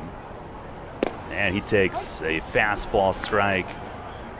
What is with all the sons of actors and actresses in the league this year? We've got Bobby Rossman on our team, Kelly Dugan on their side. Charlie Rossman, an avid viewer. Always good to hear from him. Pitch to Harris, breaking balls, swing and a miss. Boy, he was trying to tee one up. That front foot slid a little bit. Didn't get cheated on that swing. One more tidbit on Denise Crosby, Daryl. You'll be tickled to hear this. She played herself in Family Guy back in 2009. Oh, that... I am tickled. It's the 0-2. Fastball, it is just inside. I may need you to find the clip. I think I remember the episode where it's like all the Next Generation actors playing Family Guy cartoon versions of themselves. Because Patrick Stewart, you remember, was on American Dad. Right. Here's a fastball, called third strike. Outside corner at the knees. And Harris down looking, out number 2. No clip? Thought we had a clip. High Point did. A lot of clips. Yes. I'm all clipped out. I think I sat straight up on the bus in the middle of the night hearing La Cucaracha in my head. Here's Andrew Dundon, and he takes the first pitch strike. Isn't that Spanish for the cockroach? Isn't that what it means? That is a language I am not 100% familiar with, as much as I should be, actually. But it's the 0-1. Fastball, strike called. Watch it be something really bad, and here I've been saying it. Here's the 0-2. Breaking ball, misses high. You are correct. Okay. What a relief. Dundon, who walked and scored last inning. Pitch, he swings and misses. Breaking ball down and in. And Silk gets the next 3 after the home run, including back-to-back Ks. But Jan Sanchez parks one out of here. Revs with a 4-2 lead. Ray with the play-by-play as we go to the 4th. I'm here with Kevin Smith from Smith Wealth Advisory Group of Janney Montgomery Scott, who was recently named by Forbes and the Financial Times as one of the best financial advisors not only in the state, but also in the country. Kevin, explain the meaning of your group's tagline, a wealth of knowledge about wealth. We've built our reputation as one of the premier wealth advisors in the country for many reasons, not the least of which is our vast expertise about wealth in all its meanings and forms. Although traditionally wealth is viewed in a monetary context with all the challenges that entails, which we're fully equipped to address, true wealth has little to do with money. To me, being wealthy is more a state of mind centered upon happiness and contentment. It's memories and experiences with friends, family, and those you love. It's finding meaning and purpose, pursuing passions, chasing dreams, and embracing life for all it has to offer. That's the type of wealth our clients long long for and that we help them achieve. You've noted that your group is guided by a quote by Henry David Thoreau, "Wealth is the ability to fully experience life." Tell me more about that. It's so true. Being wealthy is really about experiencing the richness of life itself. When you think about it, it's not ultimately money that matters, but what money can do. We help our clients educate their children and grandchildren so that they can have promising futures. We help them retire comfortably, support worthwhile causes, and endow meaningful legacies. We help them age with dignity, and so much more. For all your financial planning, investment, and wealth management needs, contact Smith Wealth Advisory Group at 779-2769 or at smithwealthadvisory.com. Smith Wealth Advisory Group, helping you fully experience life. Janney Montgomery Scott LLC, member NYSE, FINRA, and SIPC. Take us on the go with the new WOYK app. Download on the Apple and Google Play stores today. Sports Radio 98.9 FM and 1350 WOYK. First in York, first in sports.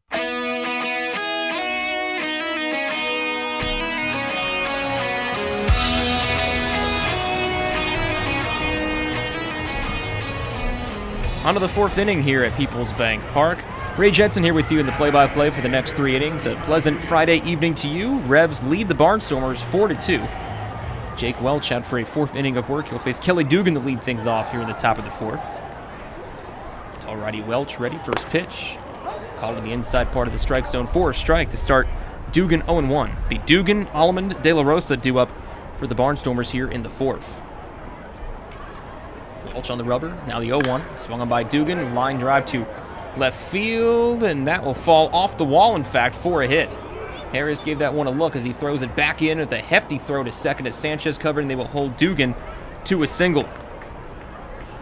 Didn't look like he was carrying with much get-go off the bat of Dugan until it plunked off the arch nemesis and left. Harris with a quick throw over to keep Dugan to just a single, his 26th hit of the year, and now for the third time tonight, a leadoff batter aboard for the Barnstormers. Rondon did so with a walk in the third, and then Gindel a walk in the first. But Dugan aboard with his base hit, second hit for the Barnstormers tonight. They will get a pinch runner for Dugan. Devon Torrance now pinch running for Dugan at first. Now at the plate, Blake Allman. First pitch, way high, and it glances off the glove of Castro as he arcs to his left, and Torrance will advance the second on the wild pitch.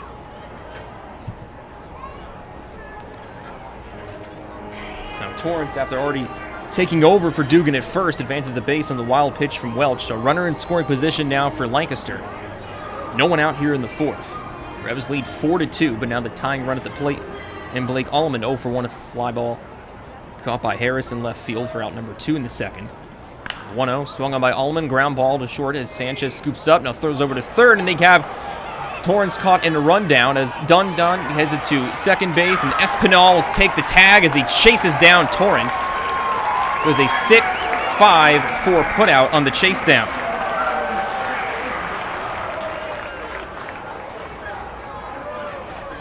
To get the lead runner out, trying to advance to third base on the ground ball hit by Allman. He does get to first safely. The runner in scoring position taken out of the picture. On the fielder's choice, that goes 6-5-4, and Blake Allman at first of 1 out. Anderson De La Rosa, tonight's Rutgers K-man of the game. De La Rosa 0 for 1 as he flew out to right field to end the second. Last half inning, Revs able to get a run on the board thanks to the solo home run from Jan Sanchez. They get a 4-2 lead for York. Now first pitch to De La Rosa for Lancaster, misses low and in for ball 1. 1-0 the count on the Barnstormers catcher.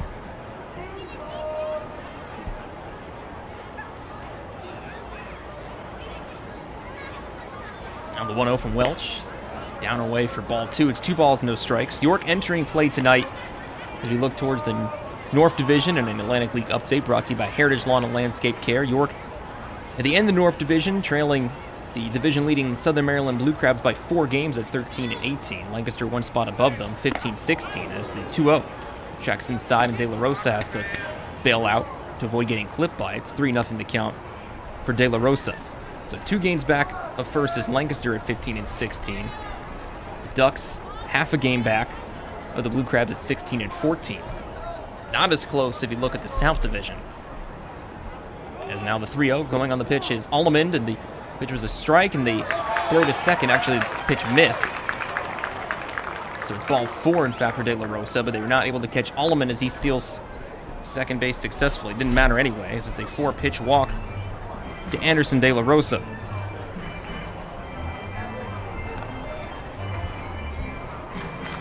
After the walk to De La Rosa, runners at first and second. Alleman now at second, De La Rosa at first, and Clay Louise Rondon at the plate as Mark Mason will come out of the dugout to talk things over with Welch.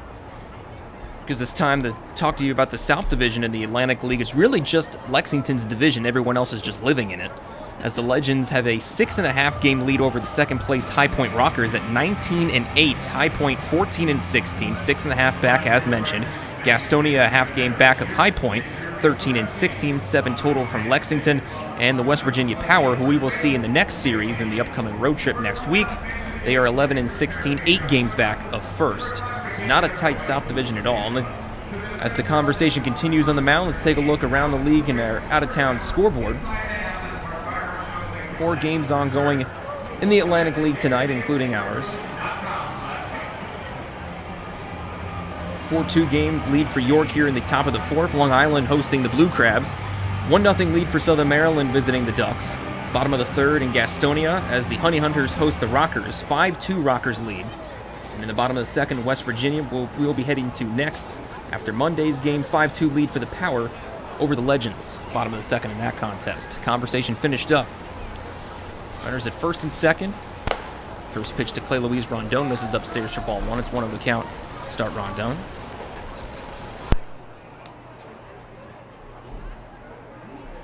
Little interference in the booth taken care of there. Little move of the antennas, the 1-0. This is upstairs at ball 2. 2 balls, no strikes. Technology, a fickle thing, folks. It works when you want it to, maybe 10% of the time, at least in my experience. 2-0 the count for the Barnstormers shortstop. He reached on a walk and a run scored later in the 3rd inning. Scored in the sac fly from Blake Galen as the 2-0. That's called strike. And it's 2 balls, 1 strike on Clay Louise Rondon.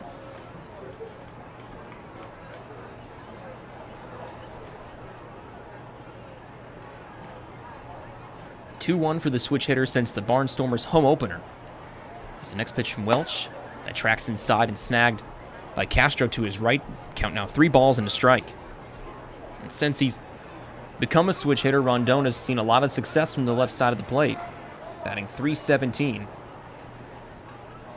9-game hitting streak for him snapped last night against the Ducks. 3-1.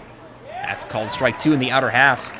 And it's now full count, 3-2 on Rondon. Runners at first and second. 1 out in the inning on a fielder's choice and into by Blake Alleman that got Devon Torrance caught in a rundown between second and third. Alleman at second, Anderson De La Rosa after a 4-pitch walk at first. Rondon ready to open stance on the left side for the full count. Welch is set, now the payoff pitch. That's down and in, ball 4. It's another walk. Second of the inning. And it'll load the bases with Barnstormers. Everyone else moves over as Alleman moves to third, De La Rosa second, now Rondon at first. 1 out in the 4th, and now Caleb Gindel at the plate for a 3rd time. 2 walks this far and a run scored. Scored that run in the 3rd inning off the bat of Trayvon Robinson, who got a base hit. That deflected off the glove of Walner Espinal at second, who tried to dive to his left unsuccessfully as it took a hard carom off the leather. Now the first pitch to Gindel, swung on. He's popped straight up, but foul going towards us and over us, in fact. It starts Gindel 0-1. Can't really find anybody hotter than Gindel at the plate in the Atlantic League. Homered in 7 straight, drove home 9 runs in 9 straight. It's now the 0-1. That's way away as it trickles off the glove of Castro, heads towards the backstop, and Alleman will race towards home plate, and he will score standing.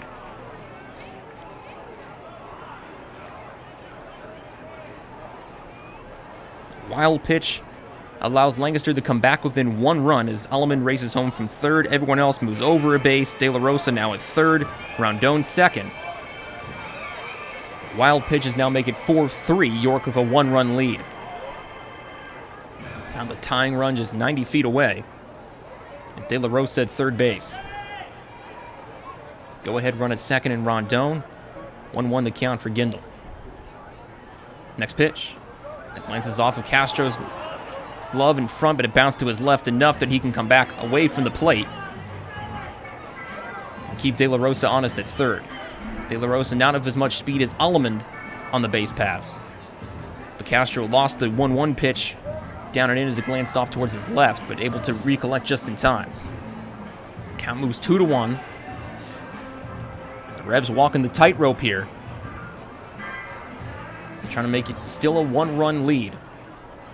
The tying run 90 feet away, 2-1 to count for Gindel, who's been a ferocious hitter of late. Next pitch. It's upstairs, ball 3. It's 3 balls and a strike now to Gindel. As Welch obviously doesn't want to leave anything hanging over the plate for Gindel, but trying to pitch around him.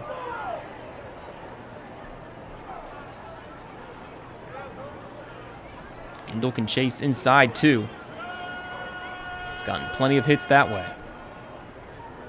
3-1.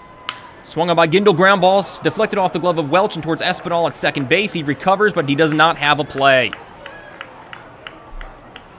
For a second, I thought Welch snagged it in his glove and one hop off the mound, but he, in fact, deflected it and went towards Espinal's way, had the carry to his left to get a play on it, but by the time he had the ball in the glove, Gindel was already well on his way to first base with no play available.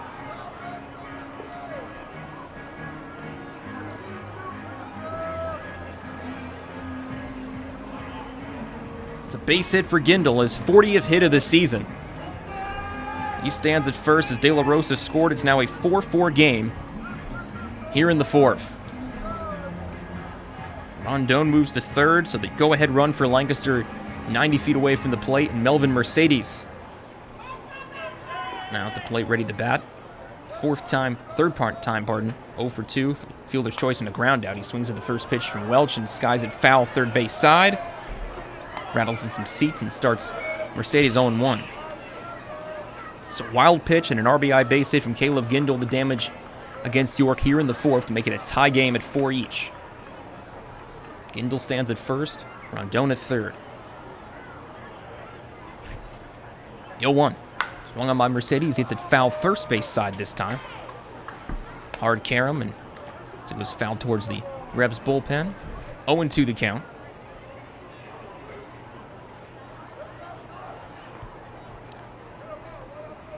Thank you, Daryl, for the food as he throws the straw in my face. Ouch.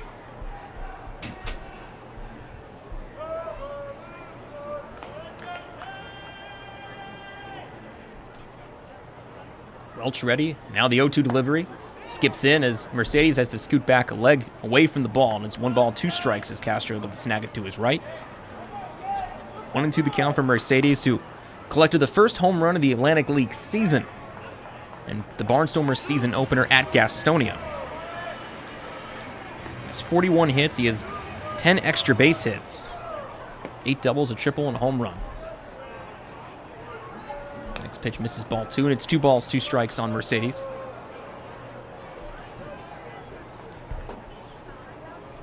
He's been a tough man to keep off base as he's reached safely in 28 of 29 starts as the 2-2 dips low, a little too low for ball 3, and now the count is worked full by Mercedes. As mentioned, he's reached safely in 28 of 29 starts without necessarily having to get a hit. He's hit safely in 26 of those 29 starts. And now the payoff pitch from Welch just misses ball 4. Welch thought it was going to be a called strike 3 in the outer half, but not to be. It's a walk worked by Mercedes, and he heads to first, and the bases are now reloaded.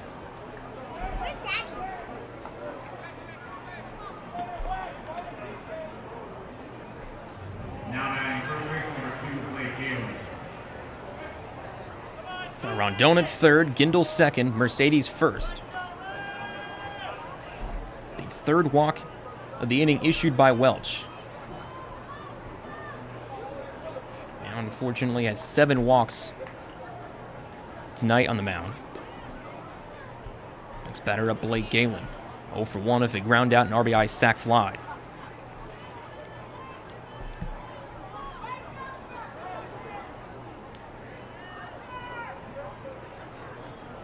Galen, another lefty for Welch to face as he deals the first pitch. Swung on by Galen, fouled right back to the netting. Starts off 0-1.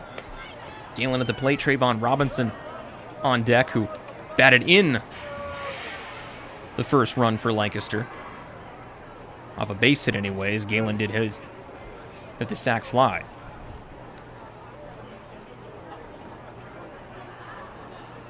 First 3 runs for York came without a hit tonight. For Lancaster, it was just their first one before the RBI single from Robinson as the 0-1. This is outside ball 1. It's 1 ball and a strike on Galen. Collected his 100th home run as the Barnstormer earlier this season.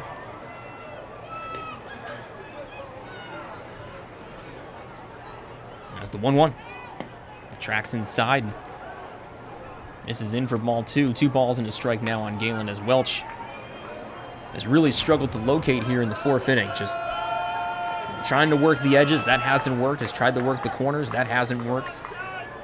It just seems that everything that has possibly go wrong for Welch has here in the 4th inning as the 2-1 swung on by Galen, ground ball to short. Scooped up by Sanchez, flipped to second in time, throw to first. Is it picked out by Hill? They got him!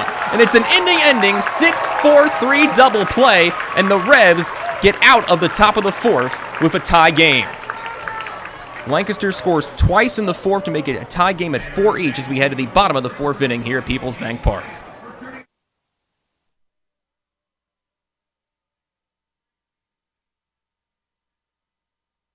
Since 1934, PSECU has given Pennsylvanians financial opportunities to live a better life. We are a credit union who offers valuable free and low-fee financial products, broad lending options, and outstanding money management for financing life. At PSECU, we are proud of who we are and committed to who we serve because our Pennsylvania roots run deep. We are banking on a difference. Visit PSECU.com to join us. This credit union is federally insured by the National Credit Union Administration. Equal opportunity lender. Hey Revs fans, now's your chance to win big with the Revs and Shipley Energy. This season, during every home game at PeoplesBank Park, it's the all-new Shipley Energy Grand Slam inning. Each game, 1 inning will be designated, and 1 name will be selected as the contestant. If the Revs hit a Grand Slam that inning, you could win $5,000. To enter, stop by Fan Services and fill out your form, or enter via the York Revolution app or YorkRevolution.com. Sign up today and win big with the Revs and Shipley Energy this season. Belle, the Beast, and the enchanted world of Disney's Beauty and the Beast. Playing at the Dutch Apple Dinner Theater June 3rd through July 31st. There goes the baker with his tray. It's the classic tale you love when Belle meets the Beast. A young prince trapped under a spell with time running out for the curse to be broken. A show for the entire family. Call Dutch Apple Dinner Theater today at 717-898-1900 or visit DutchApple.com. Listen live, on demand, and on the go. Download the new WOYK app on the Apple and Google Play stores today.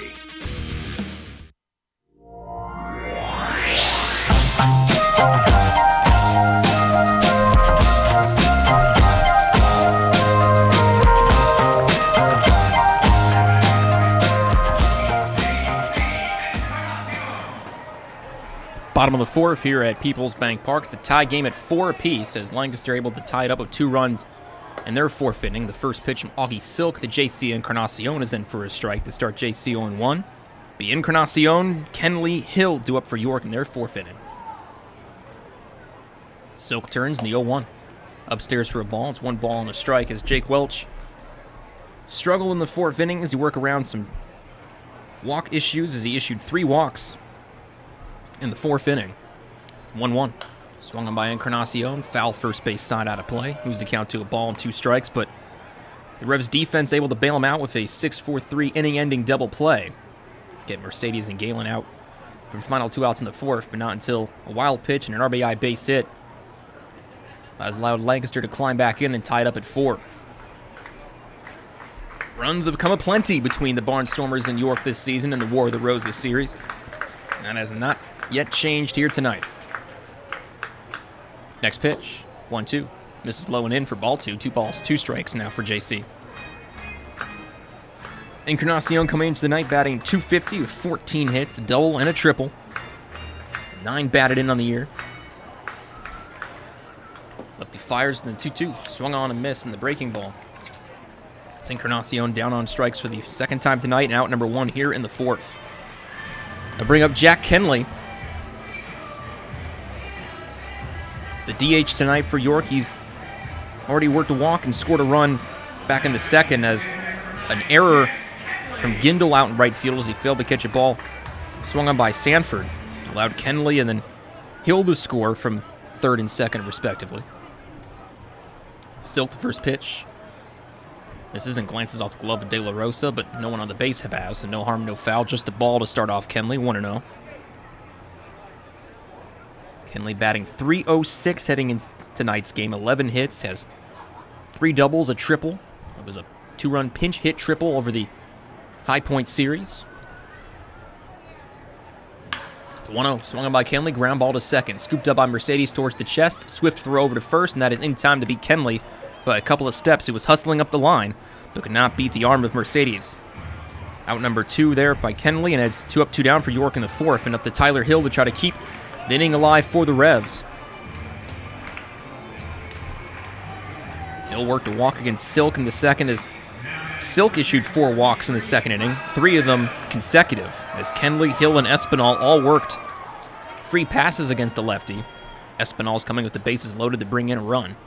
First pitch from Silk misses low, and it's 1 the count to start Hill.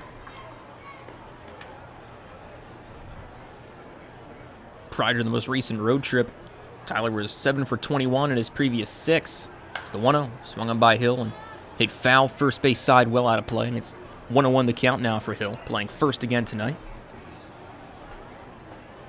He's been making more consistent contact as June has trucked on, now turning into July. Hard to believe we really are in July already, but you keep at the reminding yourself that the season started later than usual. The 1-1. That misses away for ball 2, 2 balls and a strike.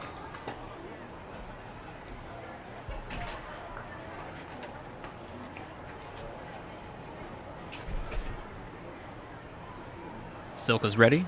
Next pitch. Swung on by Hill. Hit foul over us and well over the stadium roof, and it's 2 balls, 2 strikes now for Hill. Reps at bullpen activity. I'm told Alberto Rodriguez warming up for the York Revolution.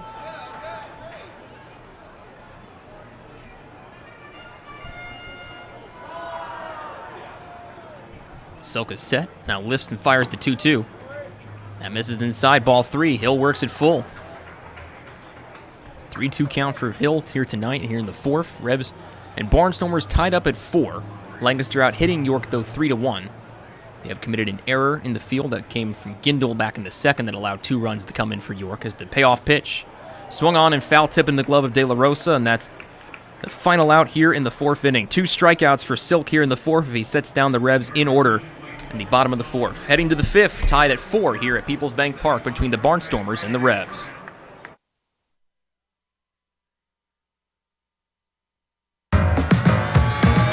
Pennsylvanians are creating their own soundtrack thanks to PA Lottery Scratch-Off's Excitement's back. Pennies, nickels, dimes, or quarters, no matter your choice, scratching's always in order. With big top prizes and second chance drawings, thrills await. They're out there calling if it's excitement you seek and you're looking for action, play the PA Lottery. And keep on scratching. Must be 18 or older. Please play responsibly. Benefits older Pennsylvanians every day. The York County Solid Waste Authority turns up the heat every day, on your garbage, that is. Advanced waste-to-energy technology is used to burn garbage at 1,800 degrees Fahrenheit in environmentally controlled combustion units. This reduces air emissions and produces electricity, enough to power 20,000 homes every minute of every day. Visit www.ycswa.com to learn more. In York County, garbage is power. Shadowfax is committed to helping people with intellectual disabilities live an everyday life in their home and community. Currently, Shadowfax is seeking applicants of a passion for making a difference, one person at a time. Open positions include Residential Direct Support Professional, LPN, Day Services Community Participation Support, Residential Scheduler, Training Manager, and more. Shadowfax offers comprehensive benefits packages and a $1,000 sign-on bonus for most positions if hired before August 1st. For a full list of open positions and pay rates, visit shadowfax.org. Shadowfax, building relationships, creating possibilities. Shadowfax is an equal opportunity employer. New FM signal, new website. Get features, live broadcasts, and on-demand game broadcasts and shows online at 989WOYK.com.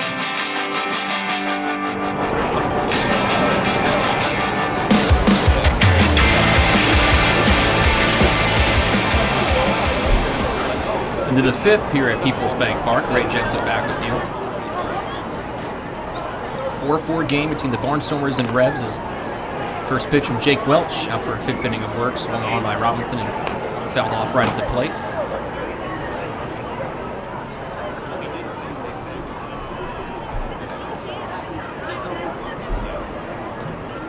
On the count to start Robinson will be Trayvon Robinson, Alejandro De Aza.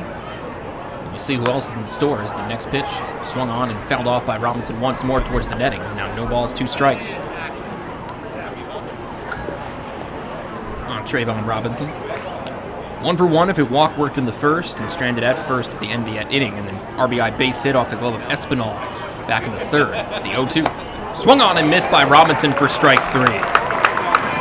Jake Welch, it's his first strikeout tonight. He starts off the 5th inning with it as he gets Robinson to swing and miss on the 0-2 for strike 3, and out number 1 here in the 5th inning. 1 out, no one on for Alejandro De Aza.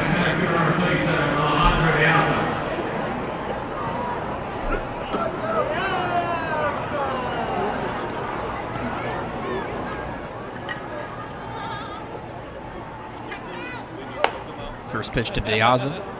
This is away for ball 1, 1-0 count.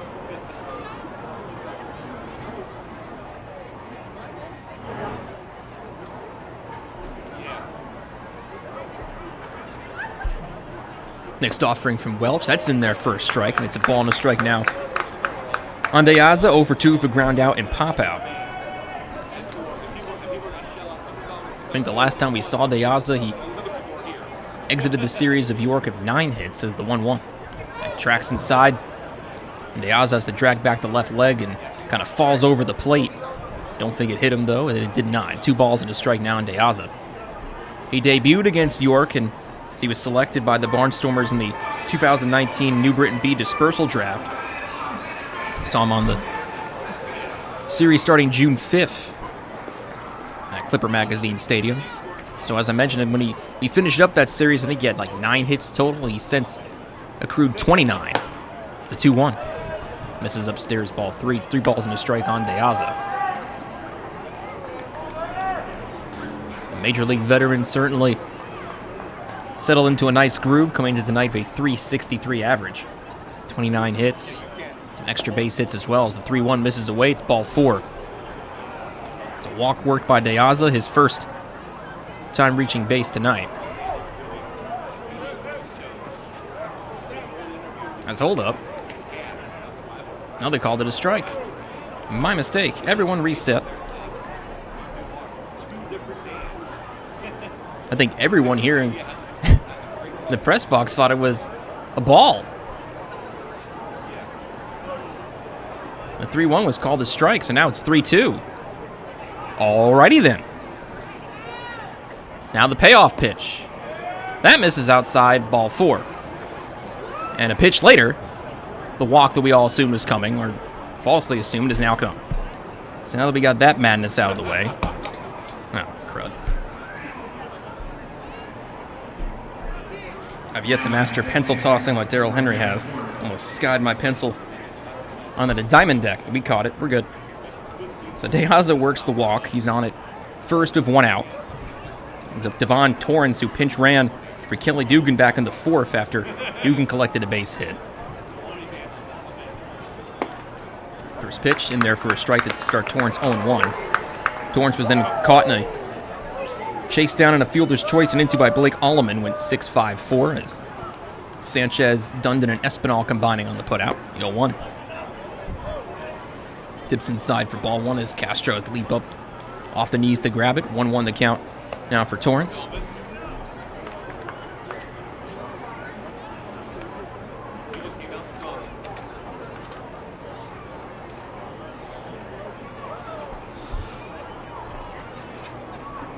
Welch of a quick look over to first at De Aza, now is set. Here's the 1-1. That's a called strike 2, and it's now 1-2 on Torrance.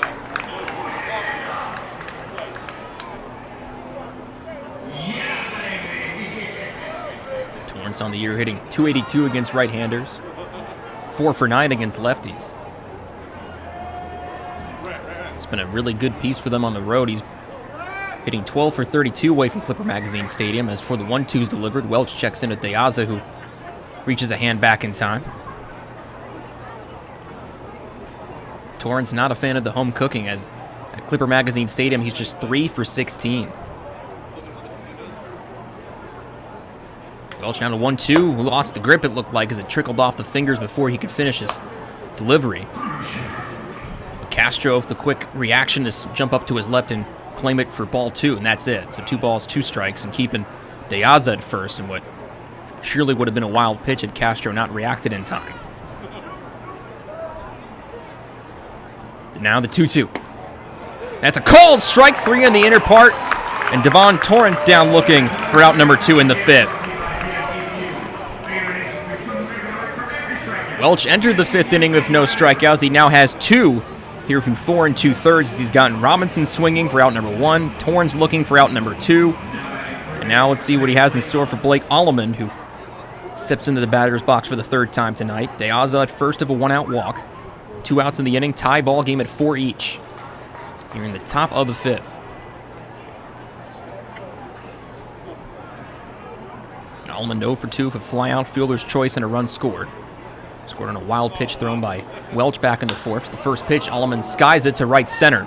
Encarnacion and Sanford coming together. Who is going to be? It'll be Sanford who gets it running to his left, and that will retire the side. So Welch working around a 1-out walk to De Aza keeps the Barnstormers off the board here in the 5th and keeps it a 4-4 game. Heading to the bottom half of the 5th inning here at PeoplesBank Park, we're still tied at 4 apiece.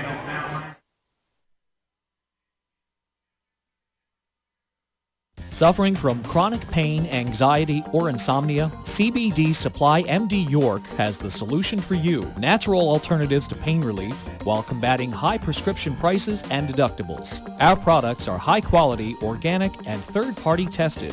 Family owned and operated, CBD Supply MD York is community and family oriented and the most trusted source and supplier of the highest quality Delta 8 and CBD products, including oils, ointments, vapes, gummies, and pet treats. Call us at 817-1097. That's 817-1097. Or stop in and see us at 3923 East Market Street in York. CBD Supply MD York. Your quality CBD supply in York. Get ready to crush your goals. Join Crunch Fitness now for $1 and memberships starting at $10.99 a month. At Crunch, you get more of what you want. You can run, you can lift, you can train, you can jump, squat, lunge, dance, and hit it with us. And at Crunch, an obsession with so fresh and so clean means you can feel confident getting a safe workout. Join Crunch today and get 1 month free. Use code RADIO to claim your free month at crunch.com. That's the code RADIO at checkout to get 1 free month at crunch.com. Come see why Jack GM Volvo has been York County's trusted new and used car dealer for over 50 years. In need of service for your vehicle? Get a free PA state inspection when you mention promo code REVSBaseball. 9 brands and 4 convenient locations. For more information and details, visit gmvolvo.com. Listen live, on demand, and on the go. Download the new WOYK app on the Apple and Google Play stores today.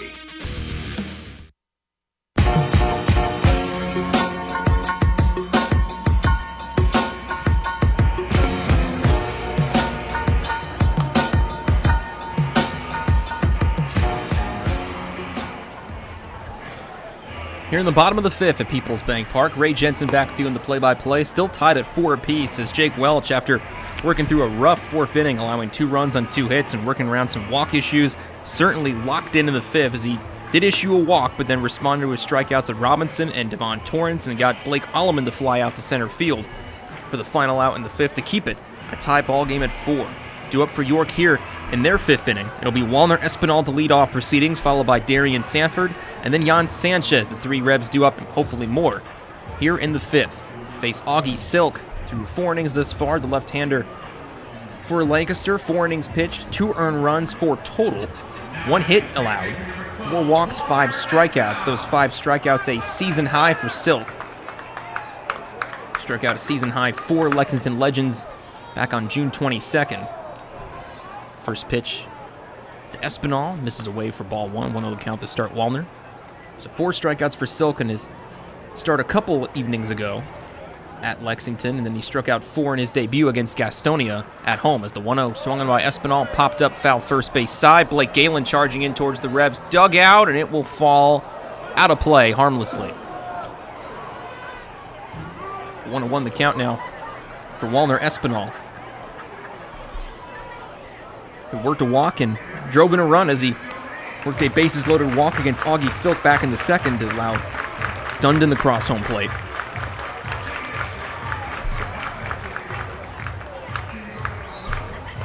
1-1 the count as Silk worked the rosin back for a time, and now he's fiddling for the grip he desires. As the signs from De La Rosa, turns in the 1-1, way outside for ball 2, or just a bit outside if you're Bob Euchre. 2 balls, 1 strike now for Espinal.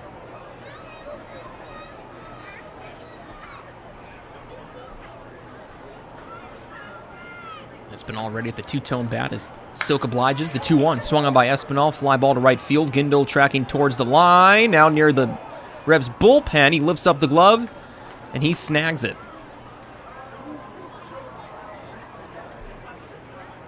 Had to go a long way towards the wall, almost tumbling over the Revs bullpen out there near the Mezek's grounds crew fence, but he got there in time. Long way to go, but he gets the fly ball successfully for out number 1. That brings up Darian Sanford, are back to the top of the order. Sanford 0 for 2 as he flew out to left in the first and initially reached first on an error in fielding by Gindel in right field. Now the first pitch in there for a strike to start Sanford 0-1, but then Sanford trying to advance for a little more, trying to get to second base, was thrown out in a 9-2-6 relay.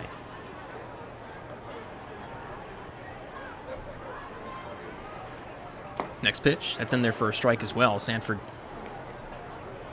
down to Silk 0-2. Sanford 22 stolen bases on the year. Hasn't yet shown the speed on the base paths tonight. As the 0-2. And misses low for ball 1. 1 ball, 2 strikes for Sanford.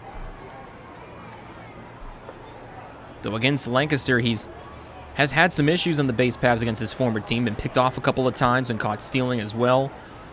Not surprising, since he would figure the Barnstormers would know some of his tells, his tendencies, I think. As the 1-2, look out. Went towards the knees and almost clipped him as Sanford had to hit the deck to avoid getting hit by the pitch from Silk. Now 2-2 the count for the Revs center fielder. 2-2, swung by Sanford. Foul first base side. Remains the count at 2-2 for Sanford, who collected 4 stolen bases in the last road trip, visiting Southern Maryland and High Point. Scored 9 runs and had a lot of action on the base paths as the 2-2 swung on ground ball to Alleman, scooped up and now throw across to first, just in time to retire Sanford by a couple of steps. Sanford always a factor of his speed, almost legged out an infield hit, but Alleman able to get that throw off to Galen in the nick of time. The 2 up, 2 down for the Revs here in the 5th, and it brings up Jan Sanchez for the 3rd time. 1 for 2, and that one is a big one. Home run to right center for a solo shot in the 3rd. It's the last time the Revs have scored. It was at the time a 4-2 Revs lead following Sanchez's home run, but Lancaster brought in 2 in the top of the 4th to make it a 4-4 tie, which still stands. Now the first pitch to Sanchez, way away for ball 1, 1-0 the count. Sanchez now with 4 home runs in a Revs uniform.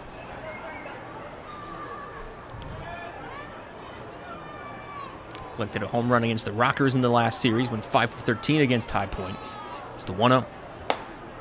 It's high for ball 2. 2 balls, no strikes now for Sanchez.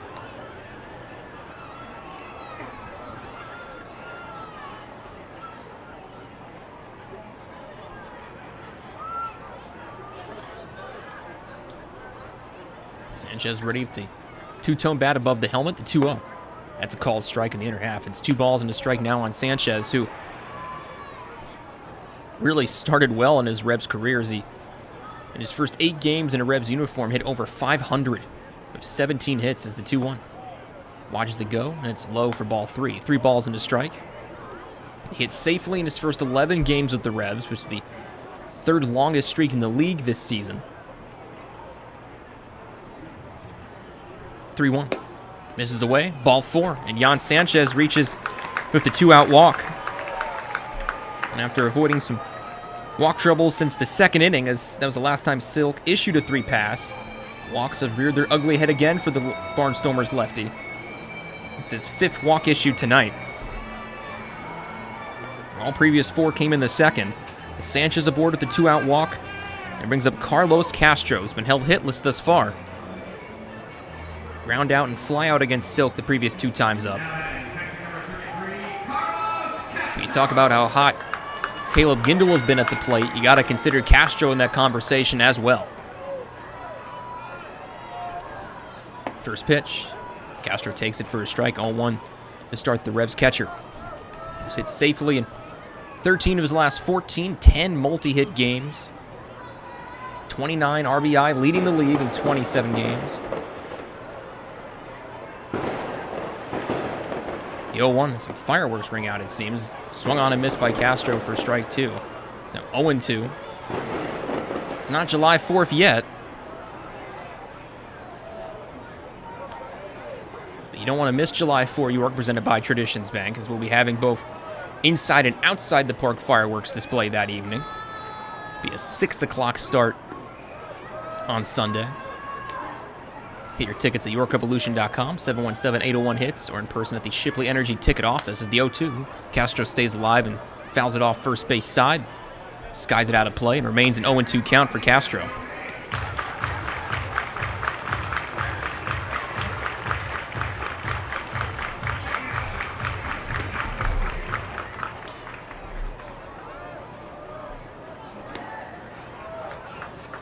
Castro circles around the plate after fouling off that last 0-2 offering, but now ready.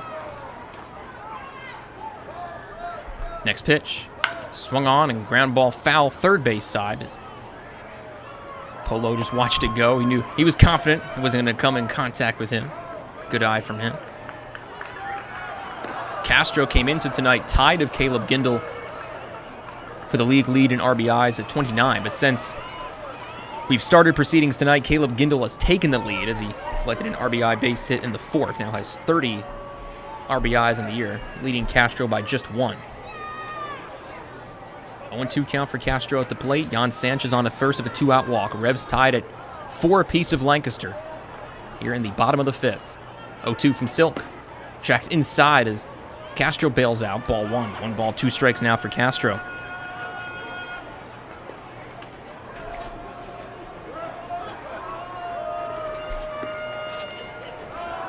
While bullpen activity for the Barnstormers ongoing as Garrett Granitz warming up for the Stormers. 1-2 the count for Castro as Silk ball and glove. Looks at Sanchez and the 1-2. Swung on and missed by Castro. Tried to elevate, couldn't get to the ball that sinked low in the zone, and he's down on strikes for the final out here in the 5th inning. So Silk works around a 2-out walk to Sanchez and keeps the Revs off the board for a second straight frame. Heading to the 6th inning here at PeoplesBank Park, we are still tied at 4 apiece.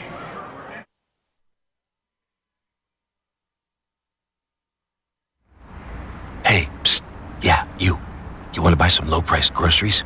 Just follow me into this well-lit Lidl grocery store. Here at Lidl, we buy in bulk and cut down on costs wherever possible. Then we pass the savings on to you. Trust me, everything's done totally legit and above board. Nothing to be worried about. Yep, Lidl's pretty great. It's just your run-of-the-mill grocery store, except with way lower prices. Lidl. Suspiciously low-priced groceries. Planting a tree, putting in a mailbox, whatever your project, Columbia Gas reminds you to be safe and call 811 before you dig and know what's below. Safe digging is no accident. Call 811 at least 3 business days before you start your digging project, and your utility companies will come out to mark any underground lines near your work area. Calling 811 is free for Pennsylvania homeowners, and it's the law. For more information, visit ColumbiaGasPA.com. Facing a legal issue can be a frightening time. What's my course of action? How do I know who to call? Fortunately, the York County Bar Association makes it easy. Now, you only need to make one call to find the right lawyer for you. Call the York County Bar Association and let us help you find the right lawyer with our Attorney Connection Lawyer Referral Service. Just call 854-8755 or visit yorkbar.com. Don't hesitate in getting the help you need. Contact the York County Bar Association and let us help you find the right attorney at the right time. Listen live and on demand with the new WOYK app and online at 989WOYK.com.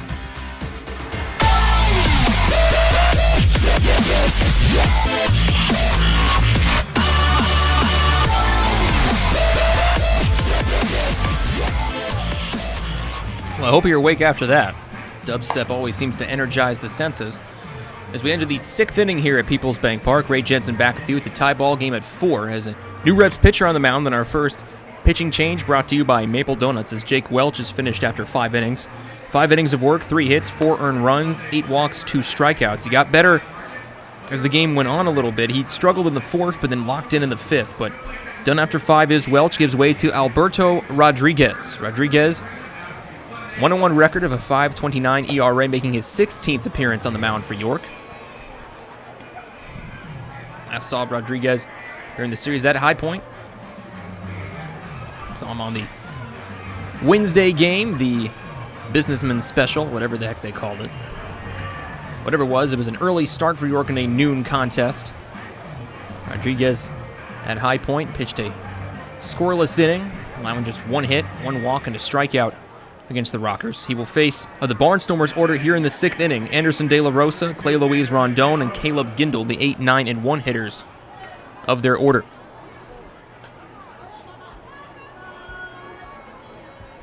As De La Rosa steps in, he's 0 for 1 of a fly out to right and a walk and a run scored in the 4th. Rodriguez set, steps in the first pitch. High and tight for ball 1, 1-0 count.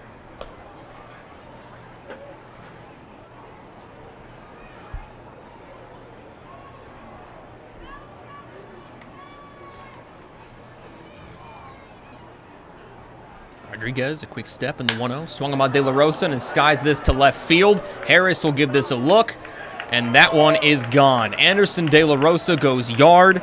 It's his 3rd home run this season, and he greets York here in the 6th with a solo shot to left field.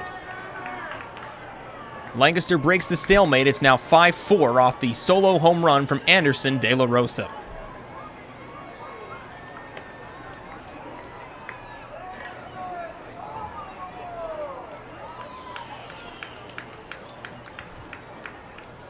Well, Lancaster has enjoyed the home run ball as of late, and not just from Caleb Gindel coming into tonight. Tied the league lead of Lexington at 46 home runs each. Now they're 47th on the year. Now it's a 5-4, Barnstormers lead. First pitch now to Rondon, in there for a strike, 0-1 the count. Rondon works 2 walks this far and scored a run back in the 3rd. It's a 5-4 lead for Lancaster. Rodriguez steps and deals the 0-1. And wait for ball 1, 1 ball and a strike. Now for Rondon.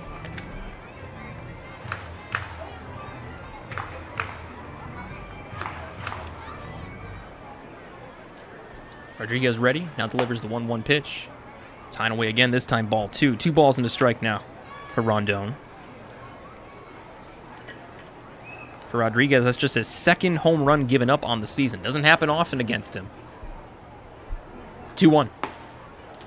It's a called strike 2. It evens the count at 2-2. So De La Rosa able to get Rodriguez in the long ball for just the 2nd time against the Revs reliever this year.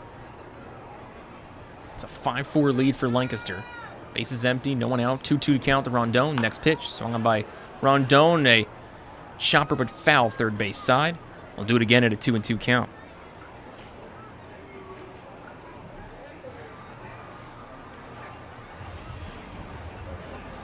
See the Barnstormers for 3 more games this weekend.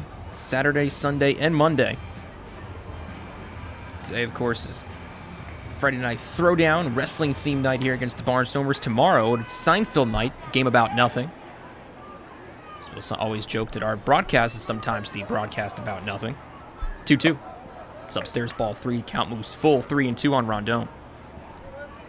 And Sunday, July 4th is July 4 York presented by Traditions Bank. Also, July 4 York Plaza Fun Fest presented by Planet Fitness. Fireworks presented by Gladfelter Insurance Group. 3-2. Called third strike, and Rondon down looking for out number 1 here in the 6th. It's now 3 strikeouts for Revs pitching as Welch got 2 in the 5th. Rodriguez responds well after the De La Rosa home run, getting Rondon looking for out number 1 and the first strikeout of his outing here tonight.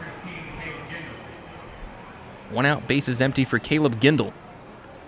Worked walks in the 1st and 3rd and scored a run in the 3rd inning, but then collected a hit back in the 4th for his now league-leading 30th RBI. First pitch. Gindel takes it for strike 1. It's 0-1 the count to start Gindel. And also don't forget that this Sunday is a Sunday Family Fun Day presented by Wise Markets. Play catch on the field before the game. Kids run the bases as the 0-1. They say one around. And it's 0-2 now quickly on Gindel. Rodriguez quickly ahead against the right fielder for Lancaster. Catch on the field. Kids run the bases after the game as well. It's the 0-2. Missed away ball 1. 1 ball, 2 strikes the count for Gindel. All the Sunday Family Fun Day activities presented by Wise Markets. Then in the series finale Monday, Hunger Free Monday presented by Frank Rossi, Geico Insurance Agent. Bring a non-perishable food item for the York County Food Bank. It's the 1-2. Swung on and foul tipped into the glove of Castro, and down on strikes is Gindel for out number 2 here in the 6th. So after the solo home run, Rodriguez has locked in at back-to-back strikeouts of Rondon, and now Gindel for 2 outs in the 6th. It's 2 outs, bases empty for Melvin Mercedes. 0 for 2 for fielder's choice, a ground out and a walk worked. So finally finishing up the promotions on this series of Lancaster. So if you bring a non-perishable food item for the York County Food Bank, you receive 2 ticket vouchers to a future Revs game on Hunger Free Mondays presented by Frank Rossi, Geico Insurance Agent. First pitch to Mercedes, misses in for ball 1, 1-0 the count. Open stance on the left side for Mercedes. So Rodriguez takes a step, and now the 1-0 swung on by Mercedes, ground ball to short. Scooped up by Sanchez, chest high, throw to first, and Hill tried to put on the stretch, and it trickles past his glove and towards the Revs dugout. Throw from Castro as Sanchez comes covering, and he leaps up and not able to apply the tag in time for the headfirst diving Mercedes, who's in safely at second.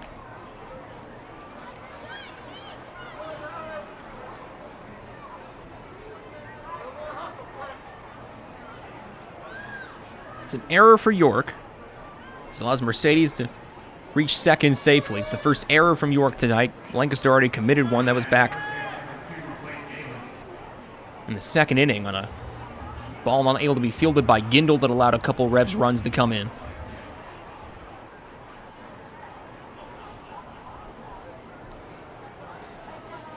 Now, Revs error allowing a runner in scoring position of 2 outs. In the first pitch, new batter Blake Galen. Rodriguez misses low for ball 1, 1-0 the count. Error on Sanchez. It's now the 53rd error for York this year. Just can't seem to avoid the error bug this year. But Lancaster has had their fair share of troubles of fielding the ball as well. Coming into tonight, 6th in the league in fielding percentage is the 1-0. Misses for ball 2. It's 2 balls, no strikes. But York able to turn a double play. They do share decent numbers in that category. The double play they turned in the 4th, their 24th double play turned on the season. 2 out the count for Galen. Mercedes on its second following the error. Next pitch, swung on by Galen and a fly ball to right field. Encarnacion racing in, as is Sanford. And it will be Encarnacion who camps under it, puts it away, and that will retire the side. So a De La Rosa solo home run and a Revs error, but only 1 run crosses, and that's the solo home run from De La Rosa. That's difference maker thus far. 5-4, Barnstormers lead as we head to the bottom of the 6th. Revs look to respond coming up next on the Revs Radio Network.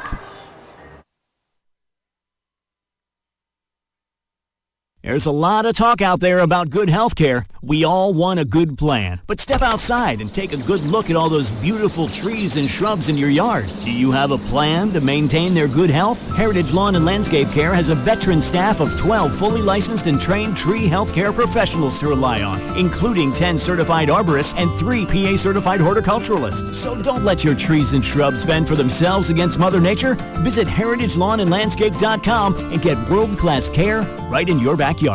Remember rushing to the newspaper in the morning to read all about that Revs game from the night before? Was it? Yeah, that was a long time ago. We barely remember that too. Sports Radio 1350 is your home for local sports, and we're taking care of that news void in your life. Get your York Revolution game articles delivered right to your inbox every morning, courtesy of WOYK. Simply log on to YorkRevolution.com and click to sign up to receive daily game recaps right to your inbox. Keep up to date every day as the York Revolution go for another Atlantic League title. We're your source for local sports. Sports Radio 1350 WOYK. First in York, first in sports. Money and business are essential to the strength of a community. So is cheering and celebration and music and fun. That's why York Revolution games, concerts, youth sports, special events, and more happen at a place called PeoplesBank Park. PeoplesBank has been serving the community for more than 155 years, always cheering, always celebrating, always committed to the things that make our communities great, and to you having a great time at PeoplesBank Park. PeoplesBank, member FDIC, equal housing lender. Downtown's ready. Are you? The Revs play here. Sports Radio 98.9 FM and 1350 WOYK, York. Welcoming you back to PeoplesBank Park onto the bottom of the 6th here in York, Pennsylvania. Ray Jensen with you on the play-by-play. Lancaster leads 5-4. Difference maker so far that Anderson De La Rosa solo home run to left, which he hit just a half inning ago. Augie Silk out for a 6th inning of work. First pitch to the leadoff batter for York. James Harris misses for a ball. It's 1-0 the count. Be James Harris, Andrew Dundon, J.C. Encarnacion due up for York here in the 6th. The 1-0 swung on by Harris and a high fly ball to left field. Going back is Robinson. He'll look at this one go, and it caroms off the arch nemesis. Just carom just to the bottom of it. And it's a well-hit single from James Harris. I think we all expected that one to clear the arch nemesis, but as it went higher into the somewhat twilight sky, it fell just short of clearing the arch nemesis at the local IQ sign. So one of the hardest hit singles you'll see at the bank this year, and James Harris aboard with a leadoff single in the 6th. I had that home run call all queued up and ready to go on my mind, and the ball just drops a couple feet below the tip of the arch nemesis for a single. Darn it, but we'll take it.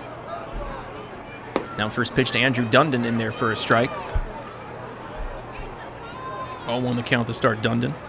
Walk, run scored, and a strikeout thus far.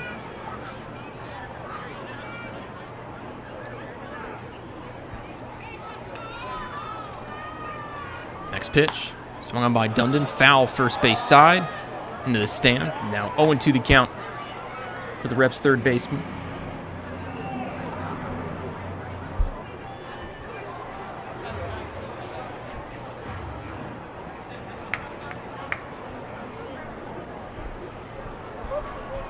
Lefty Silk, ball in his all-black glove as he looks to first at Harris. Now delivers the 0-2 to the plate. A little high for ball one. 1 ball, 2 strikes the count for Dundon. That series against High Point, 2 for 4. Got a double, batted in a run, scored as well. Worked a walk. 3 through 9 total in the trip. Now the 1-2, coming the pitch is Harris. Pitch missed for ball 2. Harris slides feet first in the second and almost collides in the Mercedes, and he is safe. Took a hard carom into Mercedes. It's a successful stolen base for Harris. He almost went in between the legs of Mercedes as he leaped up to snag the relay from De La Rosa from behind the plate. He's got a piece of Mercedes, but everyone's all right. So Harris is safely second at the stolen base. The 2-2, meanwhile, fouled off by Dundon. Remains a 2-2 count. Runner at first. Harris in his leadoff single moves to second on a stolen base. No one out as the 2-2. Whoa, look out. Dundon had to escape Some inadvertent chin music. It's now 3-2. Count moved full for Dundon.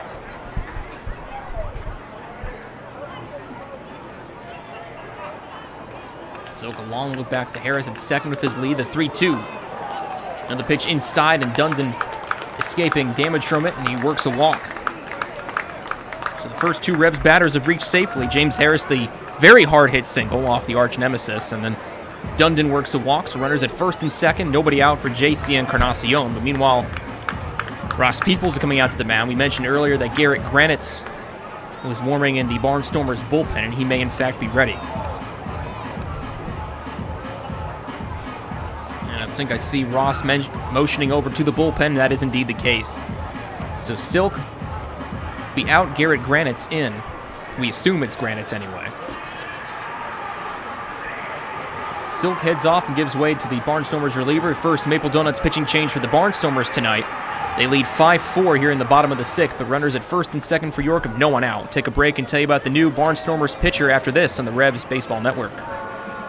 The 1741 Club is here. You in? PeoplesBank Park introduces a revolution in hospitality in York. The 1741 Club, presented by UPMC. Now open on the skybox level of PeoplesBank Park, the 1741 Club features stylish design and contemporary decor, all-inclusive food and beverages, and totally flexible ticket purchase options. The hottest spot in York is the place to entertain and thank customers, reward employees, celebrate family occasions, or simply treat yourself to an all-inclusive experience at the ballpark. Nightly menus include enhanced classics and a rotation of special offerings, and house selections of draft beer and wine and a full range of non-alcoholic beverages are included in the ticket price. 1741 Club tickets are available for individual purchase through 3 levels of membership or as season tickets, and they can be used for any of the York Revolution's home games based on availability. The 1741 Club, presented by UPMC. You in? Details and pricing at 1741club.com. Shadowfax is committed to helping people with intellectual disabilities live an everyday life in their home and community. Currently, Shadowfax is seeking applicants with a passion for making a difference, one person at a time. Open positions include residential direct support professional, LPN, day services community participation support, residential scheduler, training manager, and more. Shadowfax offers comprehensive benefits packages and a $1,000 sign-on bonus for most positions if hired before August 1st. For a full list of open positions and pay rates, visit shadowfax.org. Shadowfax, building relationships, creating possibilities.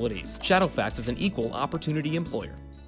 Get the latest on the Orioles with the Baltimore Baseball Show, hosted by Dan Connolly. Mondays at 6 on Sports Radio 98.9 FM and 1350 WOY.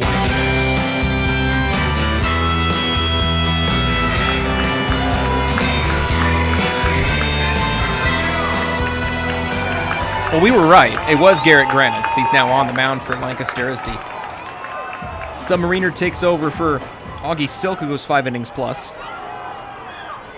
The book's still slightly open on him as Dundon on at first, Harris on at second. He is responsible for those runs as JC Encarnacion ready to face Granitz. It's along with the second, now the first pitch. In there for a strike, 0-1 the count to start Encarnacion. But Silk's line for now, 5 innings pitched, 2 hits, 4 runs, 2 earned. 6 walks, 6 strikeouts, a season high for him. Granitz the 0-1. Way away for ball 1, 1-1 the count. Now for Encarnacion. Last outing for Granitz on the mound. Pitched against the Long Island Ducks back on June 29th. Scoreless inning. Revs of Brendan Fry warming up in their bullpen as the 1-1. Swung by Encarnacion, a hard hit single. That will fall in right field for a hit. Runs will come in as Harris rounds third. He will score, and we have a tie ball game at 5 each as JC Encarnacion with a double to right field.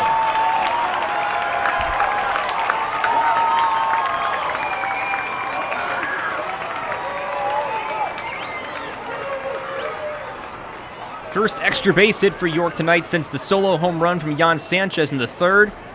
Instinctively almost called that ball a single off the bat from Encarnacion. Wasn't just that. An extra base hit for him as an RBI double ties the game at 5.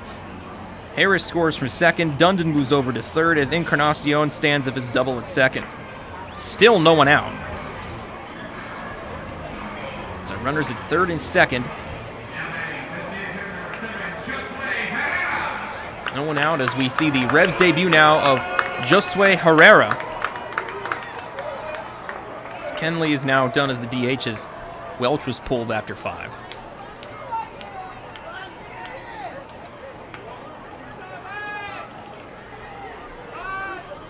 Herrera, the lefty, ready to face Granite's the submarine righty. First pitch, swung on by Herrera, ground ball to third. Scooped up by Galen, then Herrera hustling. Galen tries to apply the tag, and I think he did just get him on the left shoulder.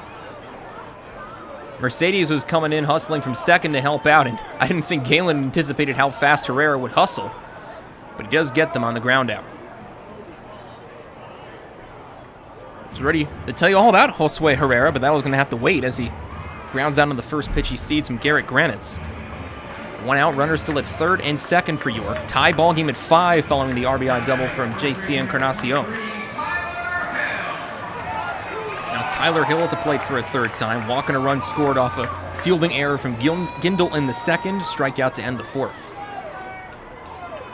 First pitch from Granites. Drops low for ball 1 on the count.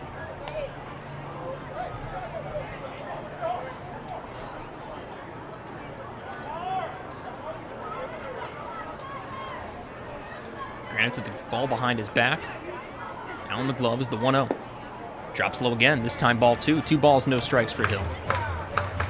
Go-ahead run for York just 90 feet away at third base of Dundon. Calling a walk and a double from JC Encarnacion, who stands at second.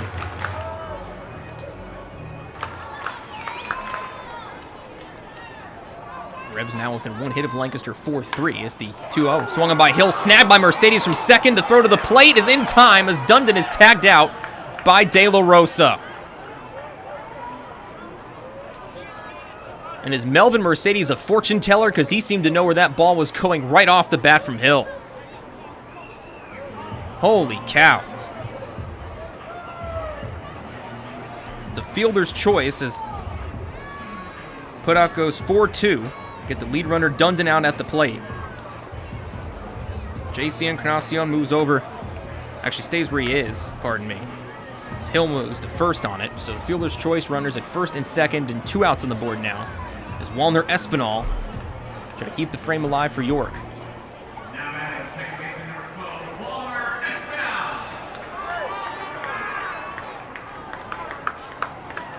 Espinal, bases loaded, walk in the second, and they fly out to right, back in the 5th. Granites is set. First pitch. Dips low for ball 1, 1-0 the count. In an inning in the third of relief against York this year, Garrett Granites allowed 3 total runs, 2 earned. Has given up a home run to York. 3 strikeouts, 5 walks. The 1-0. Catches the zone for strike 1, and it's 1-1 now on Espinal. We saw Granites during the home opening series for Barnstormers over at Clipper Magazine Stadium. He struggled with location, couldn't figure out their track man. But has since settled in since the early struggles. 1-1. Swung on and missed by Espinal as he's fooled by an off-speed offering, trickling at 61 miles an hour on the gun. It's one of those offerings where it's so slow and your eyes widen and you want to connect with it, but it just seems to escape you because you don't anticipate it being that slow. Granites fools Espinal there. Count is 1-2. Encarnacion dancing at second base, trying to catch Granite's attention. He does as JC heads back to the second base bag with a foot on it. Now retakes his lead. Hill stands at first in the infield cutout. Runners at first and second, 2 outs. Tie ball game at 5 here in the 6th inning. Next pitch. That's a called third strike in the outer half, and Espinal down looking for strike 3 and out number 3 here in the 6th inning. So the Revs only able to get 1 run off the RBI double from JC Encarnacion, but we have a new ball game at 5 each heading to the 7th. Darrell Henry takes the play-by-play rest of the way here on the Revs Radio Network. You get in your car, and you start your car. You put the car in gear, and you go nowhere. What the? Because your transmission has failed, or you try and put it in gear and it makes an awful grinding noise, or You put it in gear and take off, but when it's time for the transmission to shift, the RPMs just go higher, but you aren't gaining any speed. Dang it! Now you've heard of the good-looking genius and the crew at Broadway Transmission, right here on the radio.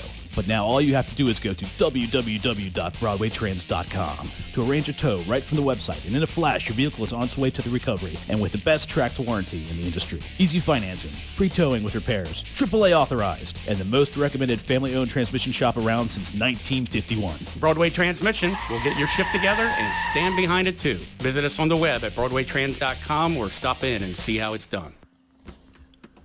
I felt like my well-being was tied to the morning stock numbers.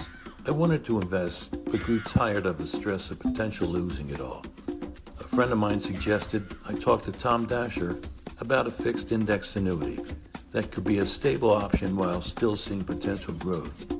Tom has been helping folks here in York County for over 30 years. Give him a call at 717-487-2096 to see if he can assist you. New FM signal, new website. Visit us online at 989WOYK.com and take us on the go. Download the new WOYK app today.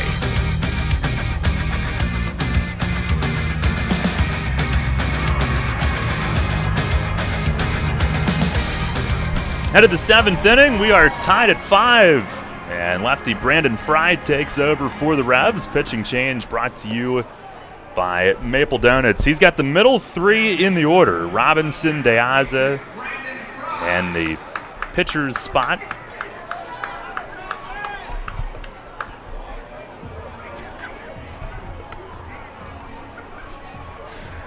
Five runs, 4 hits, 1 error for Lancaster tonight. 5 runs, 3 hits, and 1 error for York. As Trayvon Robinson will lead it off, he is 1 for 2 with a walk, an RBI single, and a strikeout. This has been a bizarre game tonight.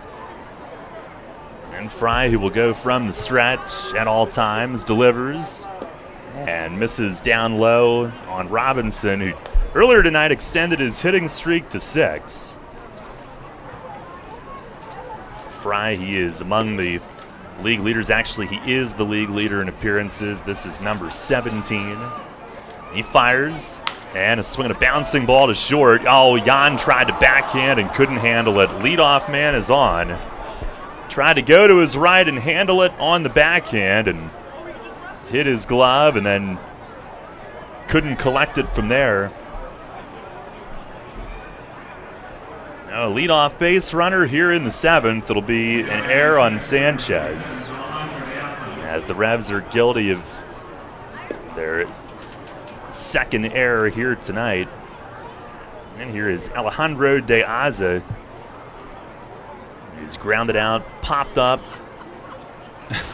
and walked. Left on left. As Fry delivers, and it is in tight. Crowding DeAza. I wasn't laughing about the air, I promise. Other hijinks going on up here. We're just goofy tonight. As per the usual, yeah. And this one line. Oh, diving catch! Andrew Dundon at third base! Superman style, leaves his feet, and midair, parallel to the ground, he sticks it for out number 1. That'll get them on their feet. What a play at third base. Full extension with the reflexes. And he steals one to the glove hand side off the bat of DeAza. And he hung there for a little bit, too. That was not a quick dive. He defied gravity for a little bit. Hang time from Dundon. Air Andrew down at third base. And it saves a world of trouble. 1 on, 1 out. I believe this is Ladarius Clark pinch hitting. He swings and misses. First pitch fastball. And it is Ladarius Clark pinch hitting in the pitcher's spot. Pretty evening. Nightfall setting in. Here's the 0-1. And a swing and a foul tip back to the backstop. Clangs straight up in the air. Clark hitting .233, 6 home runs, 19 driven in. He is giving the Revs fits this season. Dugan must have gotten banged up early. They pinch ran for him, and Torrance became the DH, and they've now lost him. Here's a throw to first, losing him due to the double hook, that is. And for Fry overall, 17th game, 2-1, 2.55 ERA.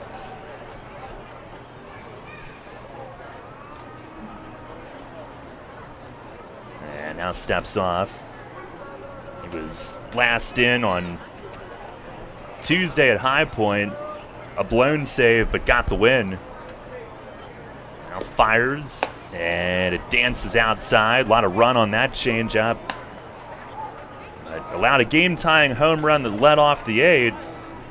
Finished the inning from there. Revs won it with a run in the 9th.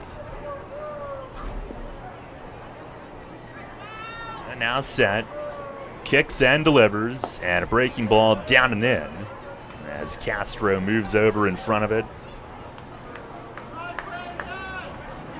Always think of Brandon Fry and his monster drinks. You ought to get a sponsorship.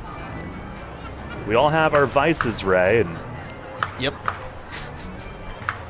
Fry has his of choice. I remember back in high school, I drank like 3 Monsters energy drinks in like a night. I thought my heart was going to burst. The 2-2 runner goes. It's up high. Castro, the throw, strong, and safe as the call at second. And Espinal, who caught it, he went for the tag like maybe thigh high on Trayvon Robinson, and I guess they're saying that he got his feet in. Well, good luck seeing it on the replay, Ray, since somebody was right in your picture. I think I got a nice view of Ross Peoples' back. No worries, though. Trayvon's 6th steal of the year. That was a perfect throw. 3-2 now. Fry checks, delivers, and a swing and a fly ball right center field. Encarnacion hustles over, it carries deep, and he can't get it. One hops up and over the wall, and the Barnstormers lead again. 6-5 here in the 7th. It's a pinch hit, ground rule double for Ladarius Clark. Drives in Robinson. And Encarnacion did not take the best route to it either. He went straight over in right center. It carried deeper than he thought. Tried to go back, tried to leap midair and catch it. And a couple of pitches after the would-be caught stealing, the unearned run scores. Remember, Robinson reached on in there to start the inning. Another unearned run. 6-5 Lancaster. Here's Blake Allemond. And a breaking ball from Fry dips across for a strike.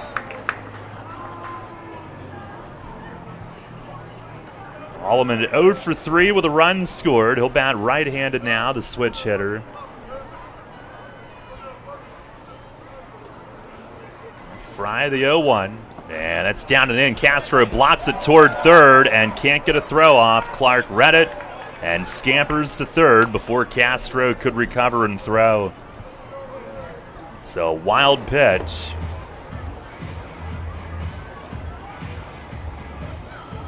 Revs have come back once tonight in this back and forth game and will now have to try to do it again. It's a run that defensively should not have scored here this inning. The entire infield in. And the 1-1 pitch, breaking ball, waved out and missed. Of course, if Dundon doesn't make the great defensive play at third, it could be much worse.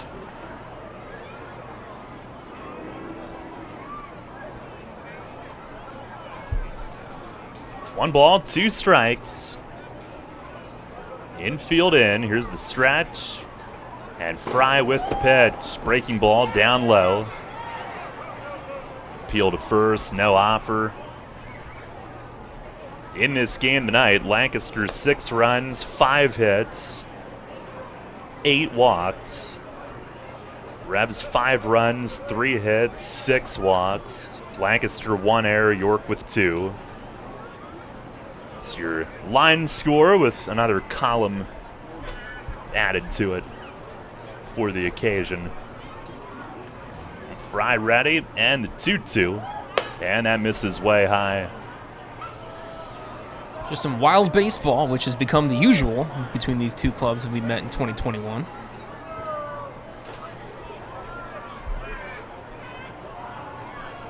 You usually get quite the lowdown on it.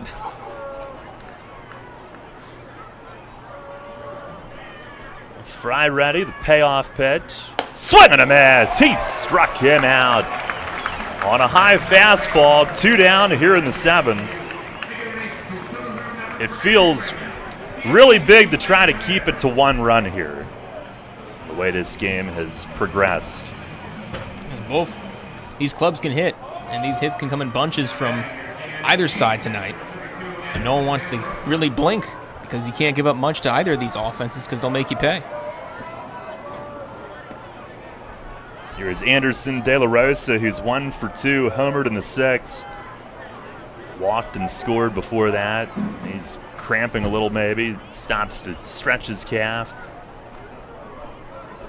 The home run in the 6th gave them a 1-run lead. Revs answered that. Now they lead by a run again. Pitched from Fry, breaking ball. It hovers a little bit high.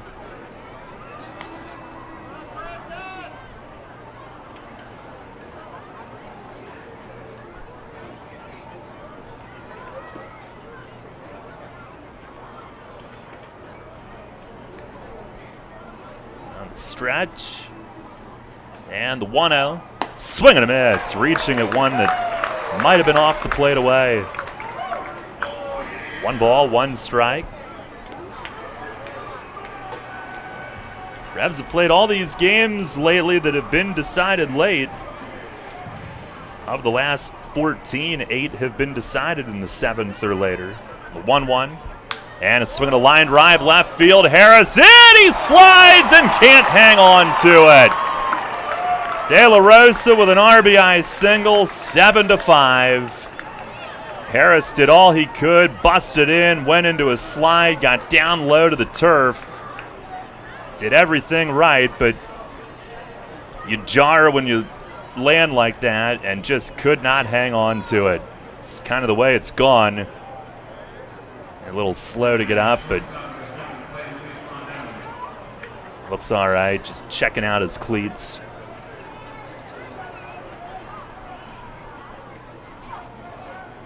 Here is Cleo Luis Rondon, and Fry delivers a first pitch strike. Rondon 0 for 1 with 2 walks and a run scored tonight. Frustrating 7th inning as Rondon swings and misses on this one. Fry gets him to fish. No balls, 2 strikes the count.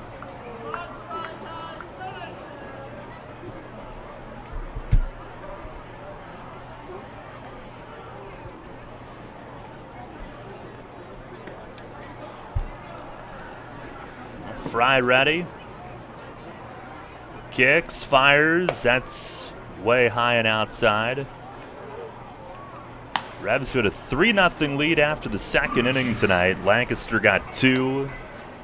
Revs got a run back to make it 4-2, but Lancaster 2 in the 4th to tie. Each team a run in the 6th. Now 2 in the 7th for the visitors. Pitch is swung on and missed. Breaking ball down out of the strike zone, and Fry strikes him out to end the inning, but a frustrating 7th it was. In fact, both will be unearned. 2 runs scored, 2 hits, 1 error, and 1 man left. It is stretch time at PeoplesBank Park, 7-5 Lancaster. Many ancient cultures believed our feet to be the source of well-being. In fact, from the moment humankind first stood upright, our feet have been our most fundamental connection with the earth. At Flying Feet, we strive to strengthen that connection with a selection of summer footwear that are fashionably appealing, orthopedically correct, and most importantly, comfortable. Flying Feet. Since we introduced them, OOFOS has been the hottest brand of thongs, slides, and clogs on the market. Lightweight and fashionable, OOF foam technology absorbs 37% more impact than traditional foam footwear materials. Less stress on your feet and joints means OOFOS all-day comfort. Now Flying Feet introduces New Sole. These American-made thongs and slides are soft, lightweight, and super comfortable. Their supportive footbed addresses a variety of foot ailments. New soles are especially good for water fun as they float, are non-porous, and slip-resistant. See all of the men's and women's styles available for your summer fun at Flying Feet. Flying Feet. Flying Feet Sports Shoes, the sportswear specialty store without specialty prices. 1511 Mount Rose Avenue behind Domino's Pizza, just off exit 18 of I-83. Sports injury? Walk into WellSpan Urgent Orthopedics for immediate care. No appointment is ever needed. Our orthopedic and sports medicine specialists are here to treat you. Visit wellspan.org/urgent orthopedics today for hours at our York and Hanover locations. Listen live and on demand with the new WOYK app and online at 989WOYK.com.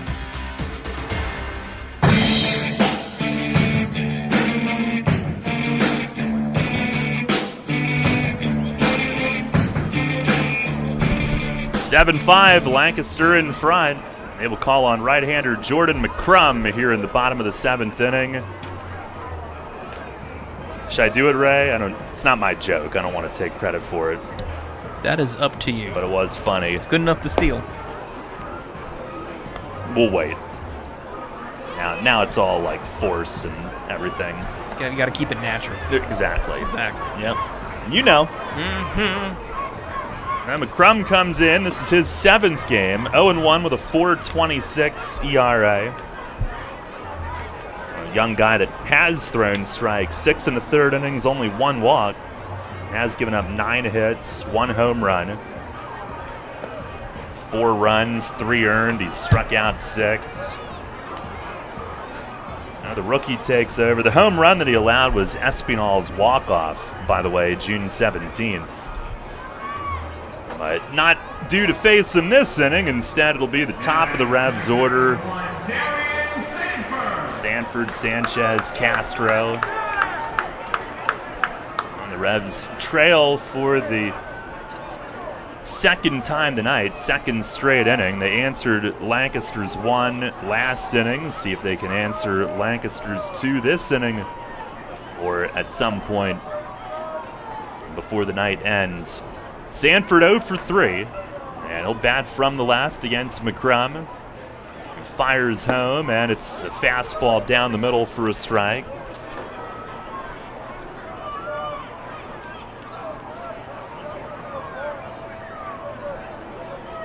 Revs just 2-4 against the Barnstormers this season. Been a frustrating head-to-head so far. Here's the 0-1. And a swing and a fly ball, left center field. Diaza drifting back, and he's got it. Almost a line drive, but a little too much air under it. And that is out number 1.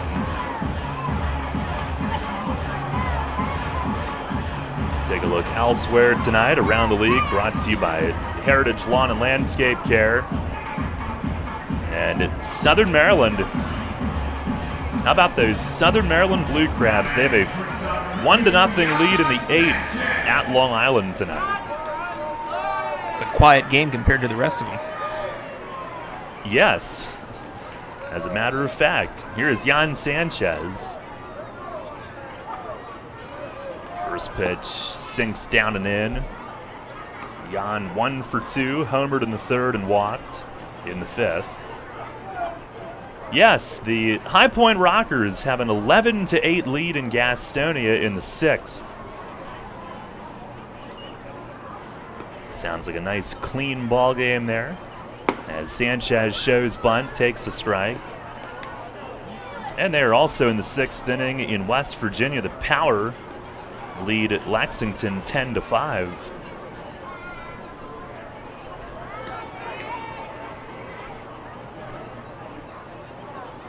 McCrum, who goes from the stretch, delivers, and a slider bending way outside. He spins around on his finish. Could the Legends be legendary? No more. I kid, though. They still have a vast lead in the South Division. It's going to take a bit for them to lose it. I mean, I wish they would come back down to earth a little. Be more fun for the rest of us. Now the 2-1. Swinging a broken bat. Little floater in front of second. Mercedes in. Bare hand grab on a hop. Throw to first. Nips Sanchez on a bang-bang play. A splinter sticks over along the third base line, and Mercedes busting in. Grabbed that loop on one hop, barehanded, and in one motion, rifled it to first just in time. Wow. Mercedes has been a difference maker in the field tonight. No ifs, ands, or buts about it. He saved a couple of runs for Lancaster a few innings ago, and now stole a loop broken bat single for Sanchez.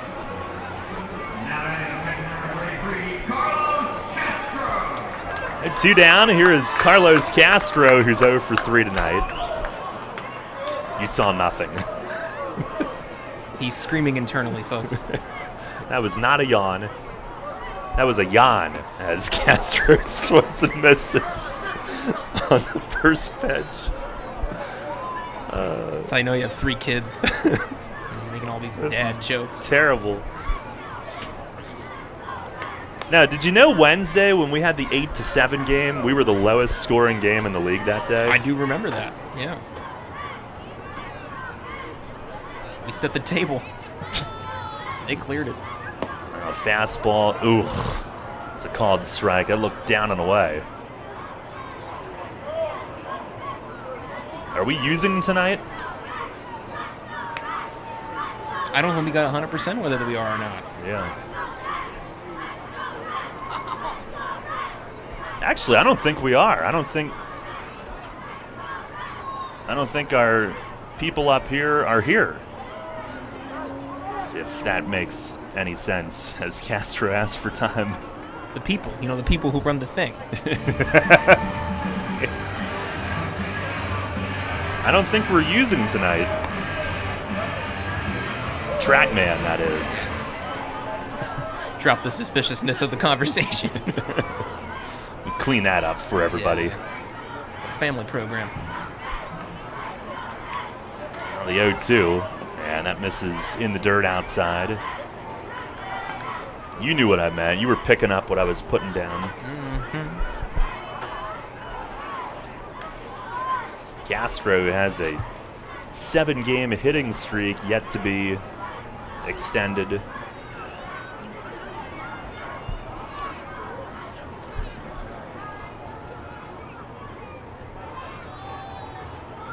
Now the 1-2, and a foul tip back to the net. High fastball at 92, but Castro hangs in there.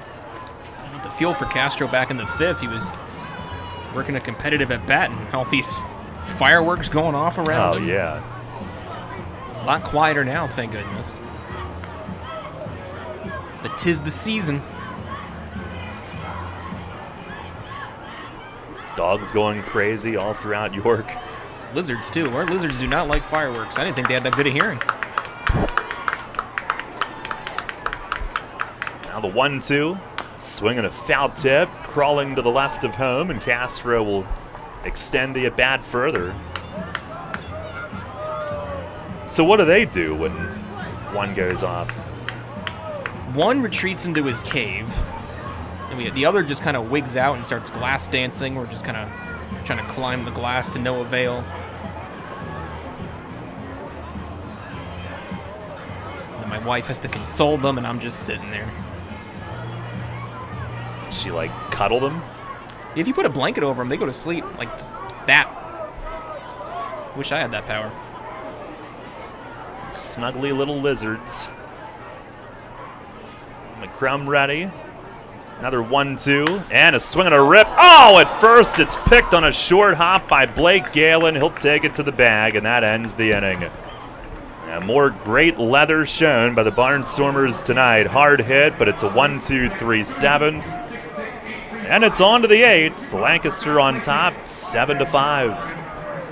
Everything you've worked for may be facing a hostile takeover, but step outside the boardroom and look around. Not taking care of business right now could leave you dealing with a hostile takeover by crabgrass later this summer. And broadleaf weeds are just beneath the surface, ready to take their share of your turf too. Prevent hostile takeovers. Call Heritage Lawn and Landscape Care and give your lawn a good, healthy start this year. Heritage Lawn can apply crabgrass pre-emergent and quality fertilizer now to fortify your lawn for later. HeritageLawnandLandscape.com. World-class care right in your backyard.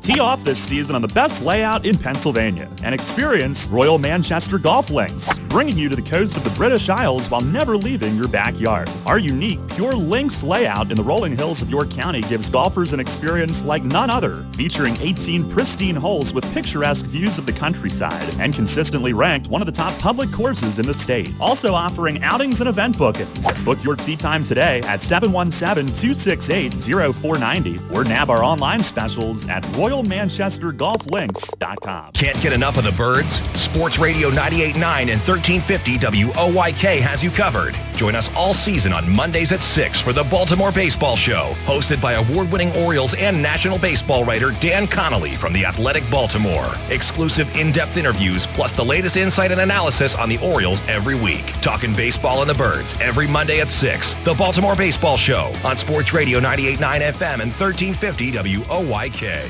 First in York, first in sports. Take us on the go with the new WOYK app. Download on the Apple and Google Play stores today. Sports Radio 98.9 FM and 1350 WOYK. First in York, first in sports.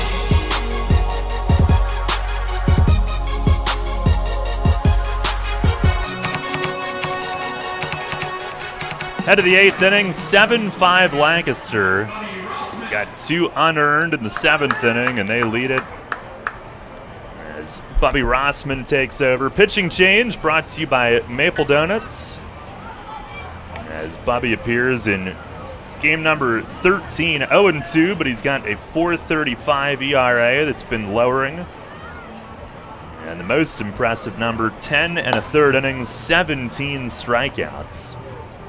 About a hit per inning.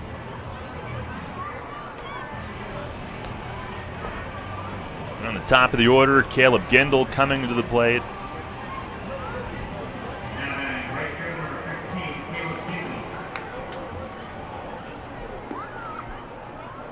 Now Bobby will try to keep it where it is. 2-run game.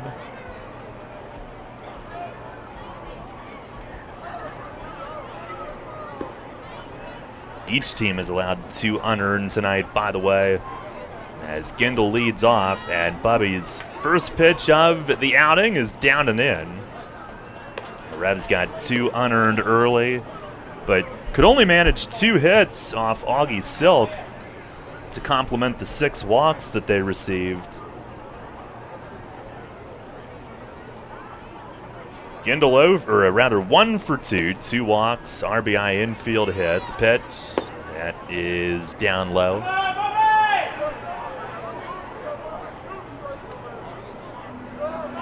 Top of the order for Lancaster. Gendel with that infield hit, extending his hitting streak to 11. And with the RBI on the infield hit, has now driven in 19 in those 11. And a league-leading 30. 2-0. It is inside. Bobby kind of flung his hands to his side. Wanted that one, but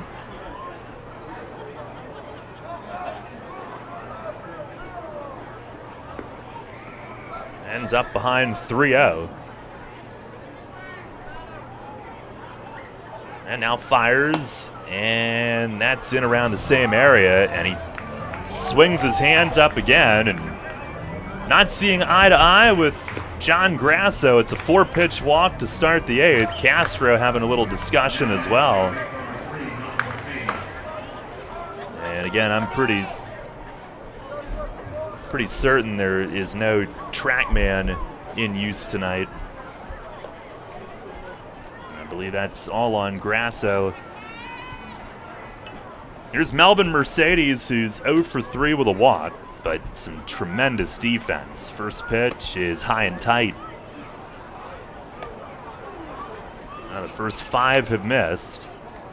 7-5 Lancaster here in the 8th inning.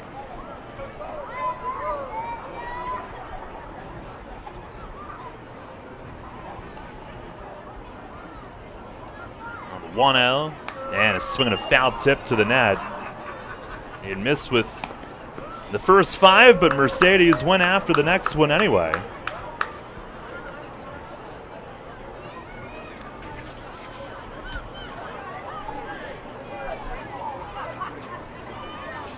Lancaster in the bottom of the 8th will be calling upon Gabriel Moya, left-hander loosening.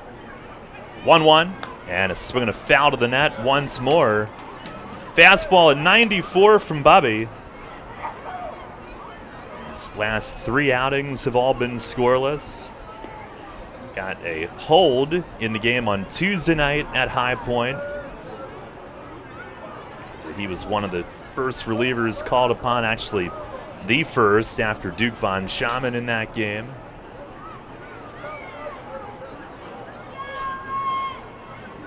And now ahead of Mercedes, has his sign, and Mercedes will ask for time.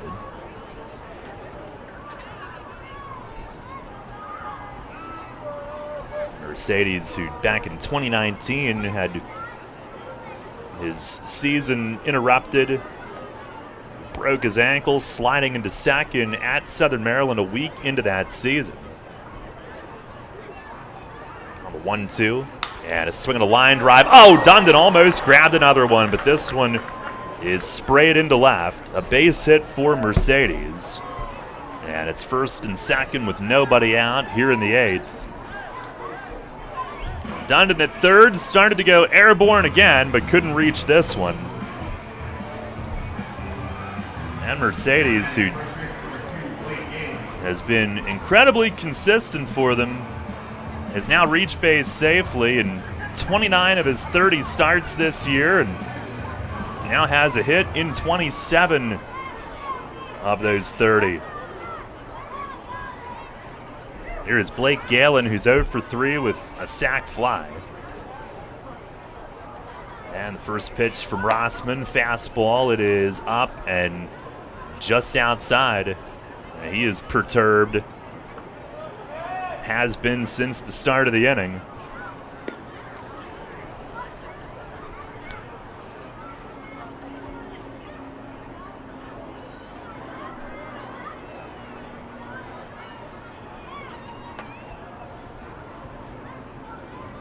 One-0.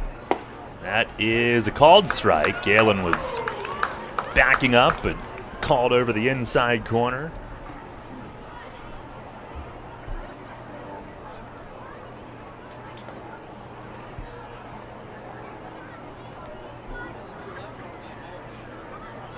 Galen, a part of Team Israel. Long Island's got a couple of guys part of that team playing for them for a week or so to get ready. Here's a swing and a high drive to deep right center, but Encarnacion appears to have a bead. He does. And out near the warning track makes the catch. Gindel tagged from second, moves to third. Would have been a home run at the clip, but it is caught here for out number 1.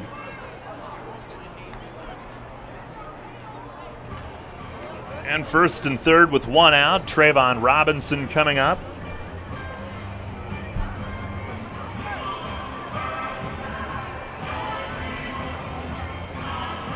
Castro gives the signs to the infield should Mercedes attempt to run, and he could. He is 8 for 9 in stolen bases. Revs down 7-5 here in the 8th.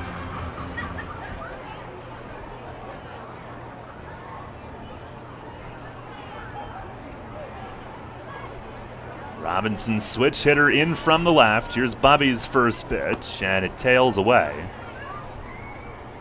Robinson 1 for 3, RBI single in third. This has a walk, a steal, and a run scored tonight. Lancaster, they've been decimated starting pitching staff-wise, but have kept the lineup together pretty well, and been a very prolific one through the first month. There's the 1-0, That misses upstairs.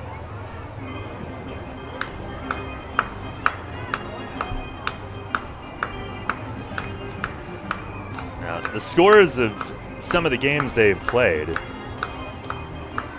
we've talked about them when they've happened, but he had lost to the Revs 18-2, then beat them 11-10 and 12-11. And the next game after that, they lost 16-14 to Gastonia. Here's a swing and a foul back. They won here in York 15-7, June 15th. They lost at Long Island 18-13 on June 20th. They went to Lexington, got swept 13-8, 15-5, 14-6. Beat West Virginia earlier in the week 17-9. Here's the 2-1. And a fastball. There's a called strike. And then at home against Long Island earlier this week, they lost 19-18. Won 16-8. And then last night, a game that they predetermined would only be 7 innings due to incoming weather. Lost by a low-scoring 6-5 final. Here's the 2-2. Runner goes from first. Pitch is high. Castro fires off the mark at second. Relay home. Short hop pick. And safe is the call. Throw down to third. And now Mercedes is out trying to take an extra bag. But Gindel scores, makes it 8-5 Lancaster. 2 outs with Mercedes cut down, trying to take third base on it.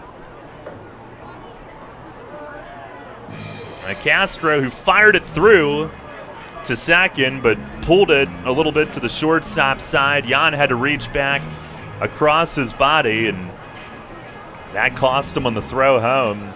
Castro, a good short hop pick, but close play, and Gindel able to get the hand in.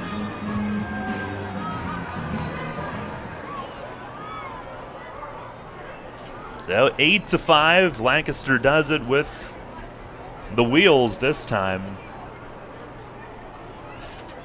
And the payoff to Robinson, swing and a miss. Fastball strikes him out. He spikes the bat, tosses the helmet. Inning over, but Lancaster with a run on 1 hit. Nobody left. And we'll go to the bottom of the 8th tonight. Now 8-5 Barnstormers. Spring is in the air, and Harvey's Rental can get you prepared for what's ahead. With the biggest selection of steel products on the market, Harvey's Rental will get you set for your next home project. From lawn and garden equipment, pressure washers, post hole diggers, and more, Harvey's Rental has it all. Have a special get-together or graduation coming up? Harvey's Rental has what you need to make your party memorable. Visit them in person at 1409 South George Street in York or online at harveysrental.com. When you work with an independent insurance agent, you put the power of choice to work for you. Independent agents know several companies and their coverages, which means more options. And because companies like Donegal Insurance Group use the independent agent system, you not only get quality insurance, you also save money. The independent insurance agent system. Discover the power of choice. Contact Kochman Kunkel Insurance at 717-854-0300 or stop in at 3217 East Market Street, York. Locally owned and operated by Pam and Rudy Kochman. Kochman Kunkel Insurance. We here at Sports Radio 98.9 FM and 1350 WOYK are thinking about expanding our programming. So let me bounce some ideas off of you. How about we air some Southern Maryland Blue Crabs games? It's the worst thing I've ever heard. How about the Long Island Ducks? It could be anything really, but that is horrible. How about the Barnstormers? To replace it with anything would be horrible, but this stuff is even worse than horrible. Okay, we get it. Sports Radio 98.9 FM and 1350 WOYK, your home for the York Revolution. You're on York's home for Sixers basketball. Sports Radio 98.9 FM and 1350 WOYK. First in York, first in sports.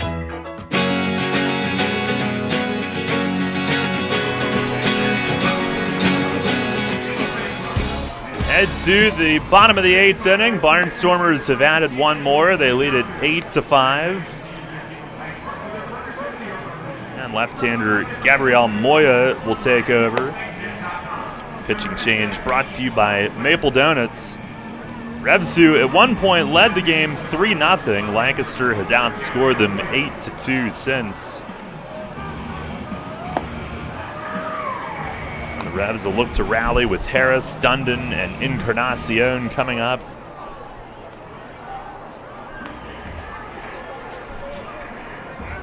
Now, Moya in 9 games has been pretty good. 2-0 with a 0.96 ERA, but he's also allowed 4 unearned runs. 9 1/3 innings, 8 hits, 5 runs, 1 earned, 3 walks, 9 Ks. A couple home runs allowed. Nobody specializes in unearned runs like the Revs, though.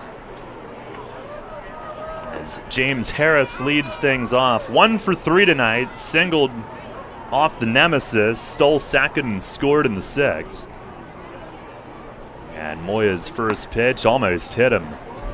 It was off speed, but was in tight.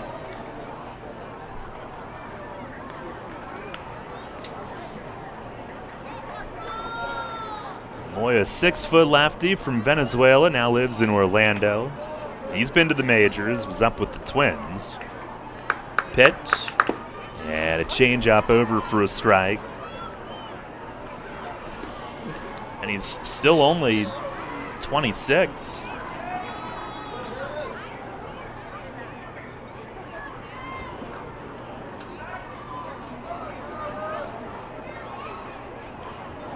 Has his sign from De La Rosa, well, not the 1-1. Time is asked for before he could throw it.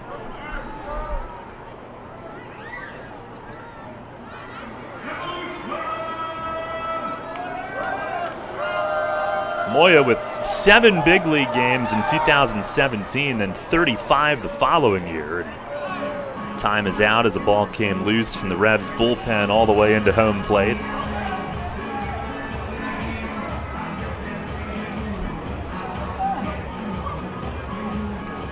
And the majors 3-1 with a 4.64 ERA. Well, the 1-1 and a breaking ball low and in. He made 6 starts for the Twins in 2018 in addition to the relief time. 2019 was a Double-A and Triple-A with Minnesota.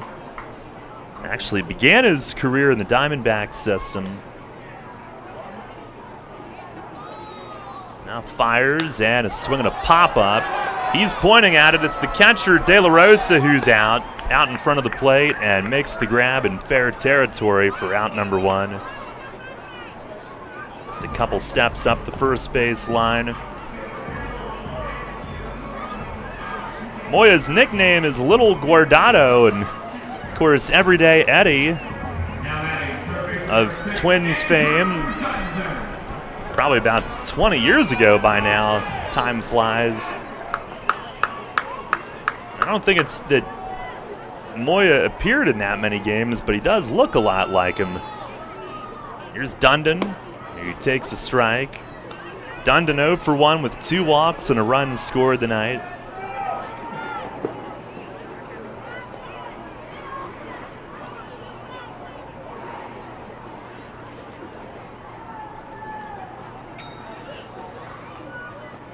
Now the pitch, breaking ball, that's inside.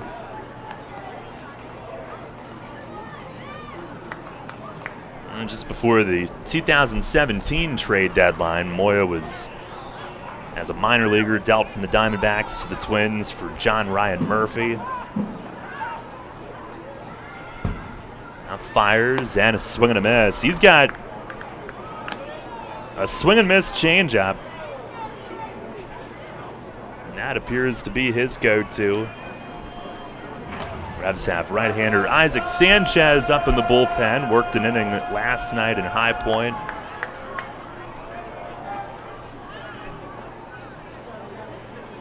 Now Moya set.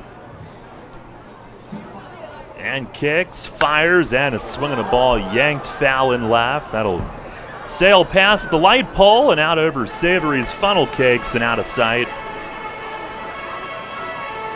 Little pause on the leg kick from Moya there.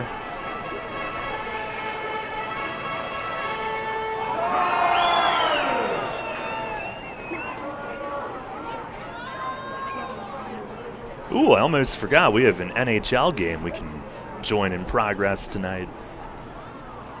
Pitch, it is up high, 2-2. Much quicker move to the plate that time. Uh-oh. Middle of the second period, the Tampa Bay Lightning a 2-0 series lead, and they lead the Canadiens 4-1 in Game 3.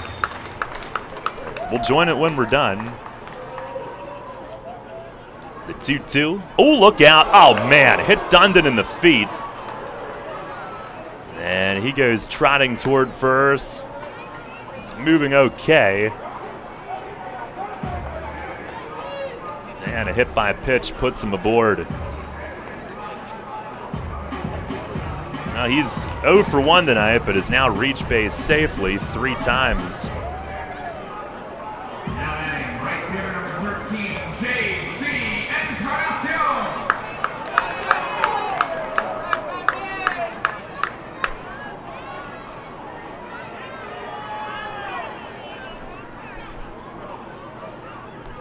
Here is JC Encarnacion, who's 1 for 3 with a double, RBI. First pitch changeup, that's a strike.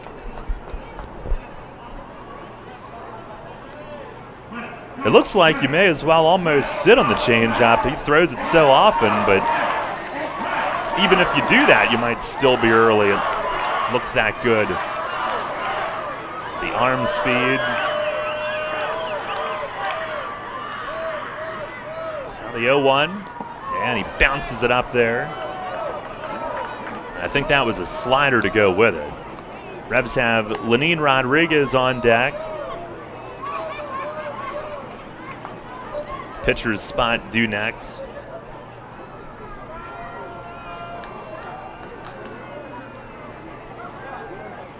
Tonight, below the line, as they say, or as Atch used to say.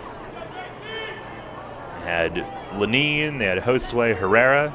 Oh, a line smash up the middle, base hit. That made Moya duck. And Encarnacion with a ringing single into center. He's 2 for 4.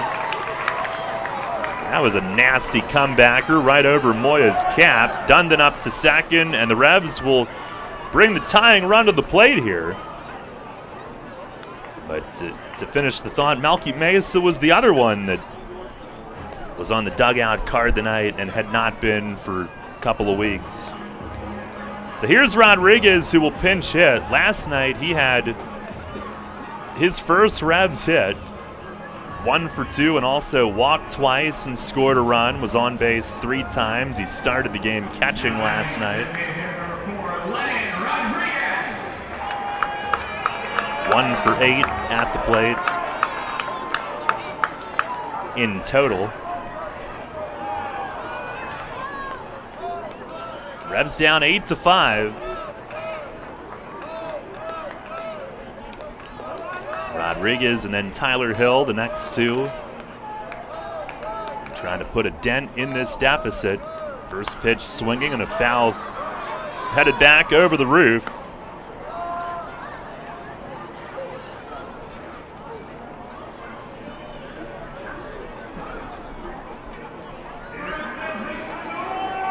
Should you be thinking about game-tying home run, Lenin's got 6 career home runs. 0-1, and a fastball called strike, down and in on him. And I don't think Mace liked that at all. Stands there with his arms crossed on the top step.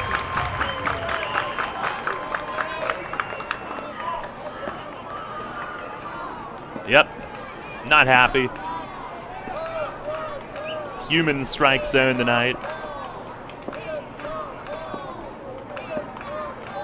0-2, and that misses high. Leneen's 6 home runs in 159 career games prior to coming to York.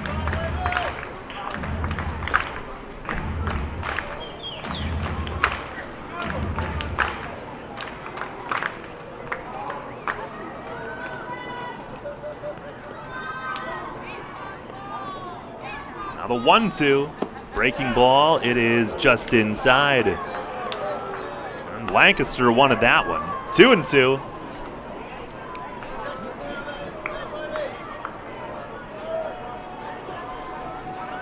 Moya got the first out, but then hit Dundon with a pitch, and Encarnacion lasered a single up the middle.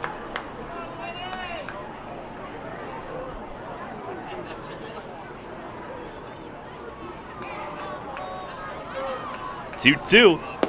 Called third strike. Two-seam fastball. Started in and tailed back. Rodriguez frozen, 2 down. And Tyler Hill coming to the plate.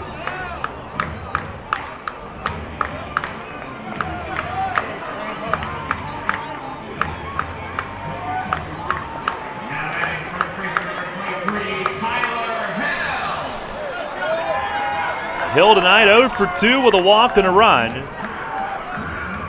Revs down 8-5, bottom 8. Would love to at least get some of it back right here.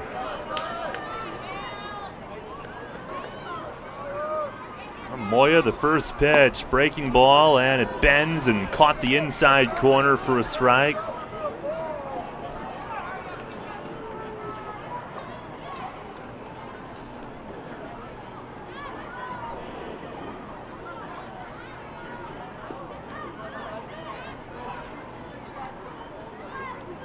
The 0-1, swing and a miss, change up away.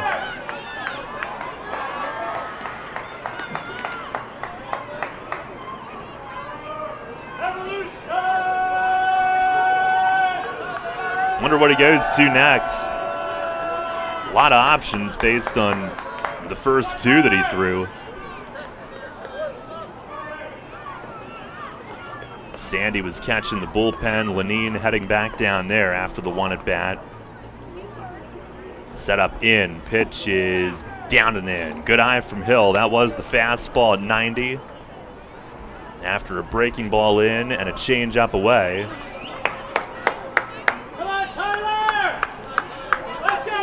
I would think back to the change up away now, but we'll see. Setting up out there, pitch is swung on, flied in the air, shallow center field. Diaza coming in from center, he's got it. And that will retire the side. Revs threaten but do not score. No runs, 1 hit, and 2 men left. And this game will go to the 9th tonight with Lancaster on top, 8-5. PeoplesBank is happy to sponsor the home of the York Revolution, PeoplesBank Park. PeoplesBank has been serving the community for more than 155 years, committed to helping their clients achieve their dreams and live confidently. That commitment continues at PeoplesBank Park, with Revs games, concerts, events, youth sports, and much more. We're proud to partner with the York Revolution, and we look forward to seeing you at PeoplesBank Park. PeoplesBank, member FDIC, equal housing lender. Shipley Energy is more than just an energy company. We're your friends, family, and neighbors, and have been serving the community for over 90 years. Whether you need energy for your home or for your business, we've got you covered. We can help keep you comfortable with all your heating needs, from heating oil to propane, electricity to natural gas. And if something breaks, like your air conditioning or furnace, we have a team of HVAC experts ready to fix it so you can stay comfortable all year long. To learn more, visit ShipleyEnergy.com or call 855-5-SHIPLEY. Need an excavating contractor for your upcoming project? Get it done locally and get it done right with Barnes & Barnes Incorporated Excavating. Locally owned and in business since 2005, Barnes & Barnes Incorporated Excavating is a small excavating and landscaping business, offering demolition, excavating, landscaping, foundations, concrete, sewer and water hookups, lot clearing, welding, fabrication, and more. Located in Windsor at 30 North Blacksmith Avenue, Barnes & Barnes will get the job done right. Call Scott to schedule your project at 717-515-3495. 3495. That's 515-3495. Or email him at barnesbarnesscottinc@gmail.com. That's barnesbarnesscottinc@gmail.com. The York Revolution plays here. Sports Radio 98.9 FM and 1350 WOYK. First in York, first in sports.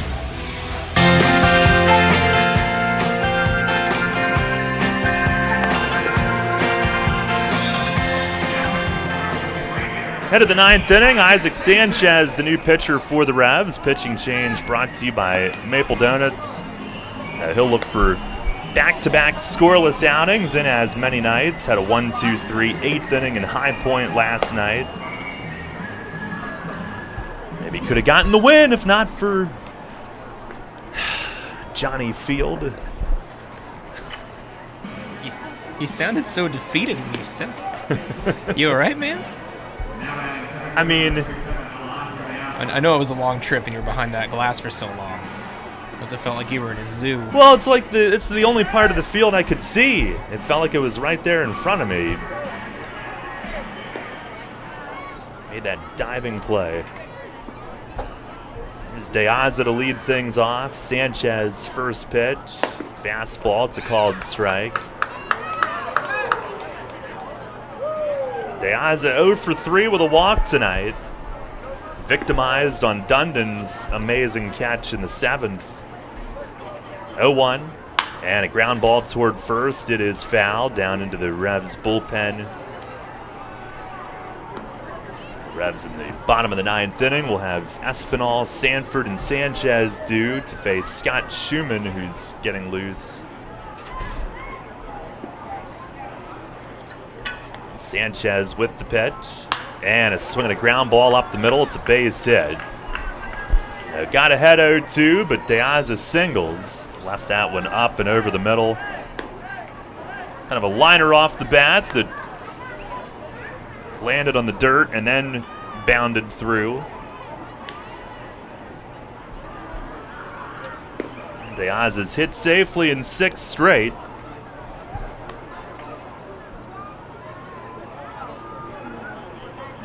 What? Oh, nothing. No. Say it. This is a reaction to a couple of things. The De Aza single, and then Southern Maryland holds on to a 1-0 lead over Long Island to win.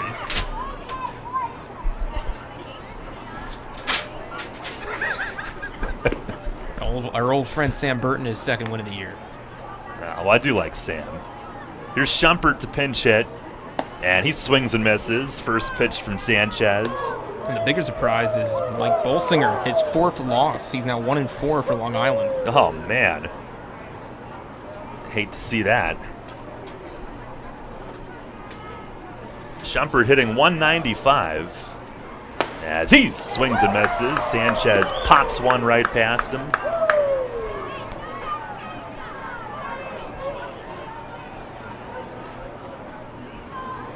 Wonder if they had to get rid of the trash cans up at Fairfield Properties Ballpark. Sanchez ready, the 0-2, and a swing and a pop-up, foul ground toward the York dugout. Hill and Castro. Right over by Mesa's perch. Carlos Castro makes the grab. They provide the on-deck circle for out number 1. What else in the league tonight, Raymond? Also, don't call it a comeback, but High Point leads Gastonia by just 1, 11-10 in the top of the 8th. Real barn burner there. And still a 10-5 lead for the Power over the Legends. Bottom of the 8th, Appalachian Power Park. Get our first look at that next week. Here's Blake Allemond as Sanchez fires up and outside. Allemond 0 for 4 with a run scored tonight. Good old Charleston, West Virginia. First trip there. Throw over to first as De Aza dives back. It's just a year full of firsts. I've never been there. Never set foot in the state of Kentucky.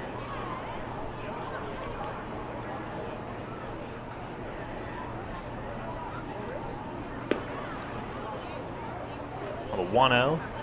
And a fastball. It's a called strike. Not that any of our listeners care whether I've set foot in Kentucky or not. I'm just saying. I'm sure someone does. It means something to me. And that's what matters. Yeah. And these double as therapy sessions for us as well as baseball games, by the way. Yeah. Now the 1-1. And it's swung on, fouled the other way and left. And they might for the listeners as well. Depends on the game.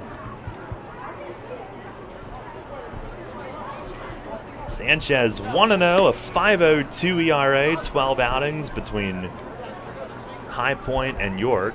3 with High Point, now his 10th with York. And delivers, and a swing and a soft line drive into left center, base hit for Alleman. De Aza around second, he will go first to third on it as Harris fires it into second base. Alleman with his first hit of the night.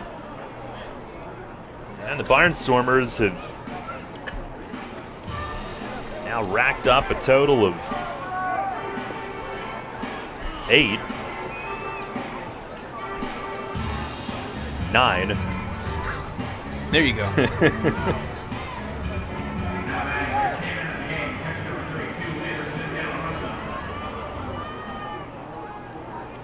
And it's first and third for De La Rosa. Nice K-man pick. Wasn't mine. He is 2 for 3. Homer, RBI single, walk. Must have poked the bear tonight.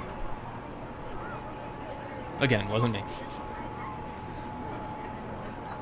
Sanchez with the pitch, breaking ball, and that's over for a strike.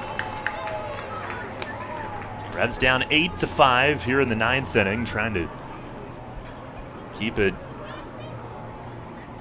within arm's reach. 0-1, and a swing and a little nubber out in front of the plate. Sanchez comes in, only play to first, got the out there. Run scores, 9-5. Over toward the first base line. Castro thought he might have had to play it, so he left the home plate area. And De Aza sprints home to score. It's basically an RBI swinging bunt. And De La Rosa, rather, drives in his third of the night. Now Alleman to second, 2 down. No longer a save situation. Here is Cleo Luis Rondon, who's 0 for 2, 2 walks and a run.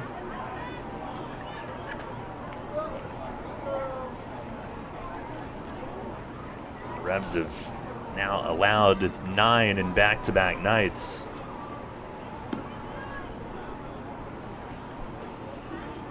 It's a low-scoring game for Lancaster, though.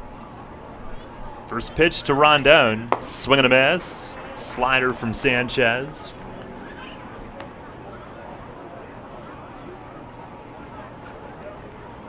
By the way, tomorrow night, we remind you, it is Seinfeld night, the game about nothing.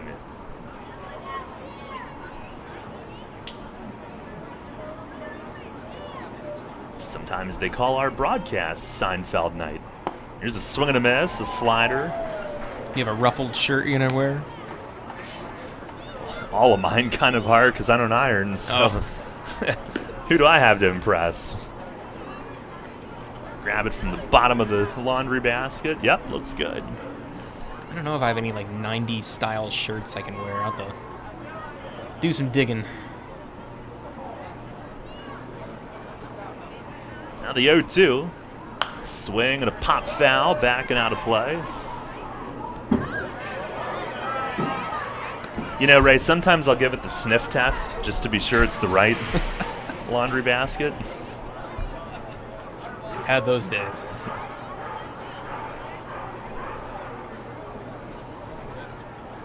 Although I'm being more decent this year, because you can attest there have been days I've shown up with the wrong shirt. And that's because I didn't want you to have to sit in here and deal with that all night. Another 0-2. And a swing and a ground ball slapped to short. Jan's got it, steps into the throw, and out at first. The Barnstormers add a run, 2 hits, 1 left. Last chance for the Revs tonight. Bottom 9, trailing at 9-5.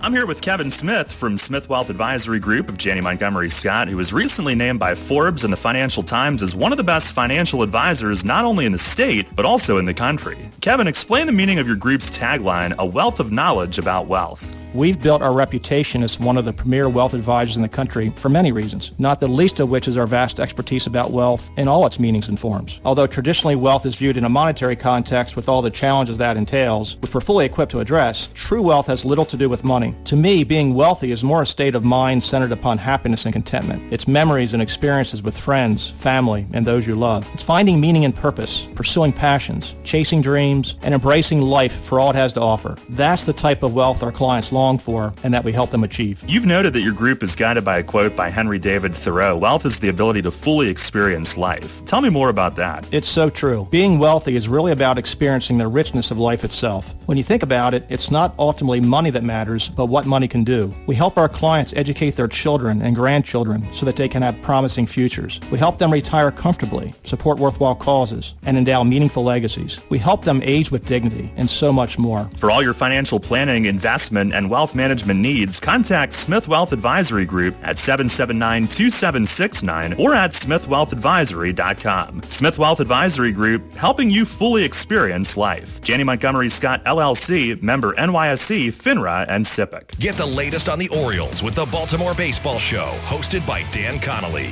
Mondays at 6 on Sports Radio 98.9 FM and 1350 WOYK.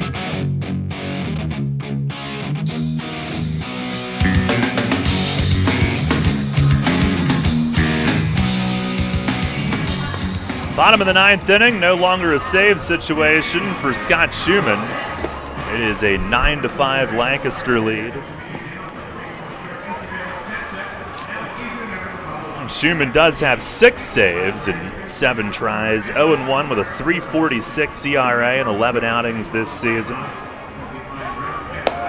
13 innings, 25 strikeouts. He has walked 10, only 8 hits, opponents hitting 174. Tied for second in the league in saves with Long Island's Michael Tonkin. And guess who leads? That'd be Jim Fuller with 7. He's saved 7 of the Revs' 13 victories. Walner Espinal will lead things off. 0 for 2 with an RBI and a bases-loaded walk earlier tonight. As Schumann's first pitch misses high and outside. 1 ball, no strikes. Sanford and Sanchez coming up this inning as well. Now the 1-0 and a fastball. It's a called strike up above the belt, perhaps. I hear a groan either from the Revs dugout or from those near it.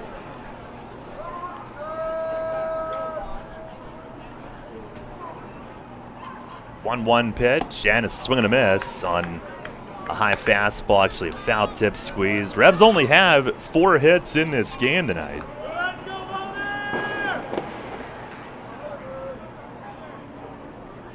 Feel like they haven't totally taken advantage. They had 6 walks from Silk, 1-2, and a swing and a foul ball back. It's up over the roof. 6 left on the night, 1 for 7 with runners in scoring possession. What is that?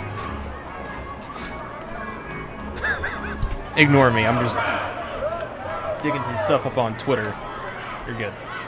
Here's a swing and a miss. Fastball down and away, and Espinal trying to protect with 2 strikes is down swinging.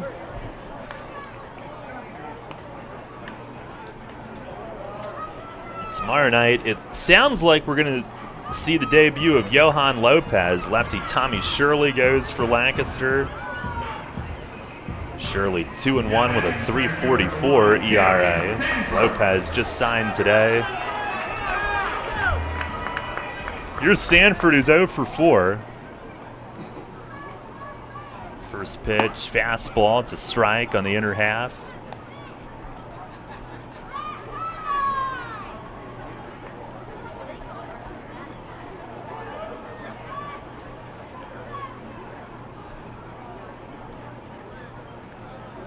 Chokes up the 0-1, and he swings and he loops one out from second. Mercedes, and in shallow right, he is there. Gendel coming in behind him. Mercedes, he has been scooting all over the field tonight, making plays, and handles out number 26 for Lancaster. Frustrating night for Sanford. He slams his helmet against the trash bin. And with 2 down, here is Jan Sanchez, who's 1 for 3, homered back in the third.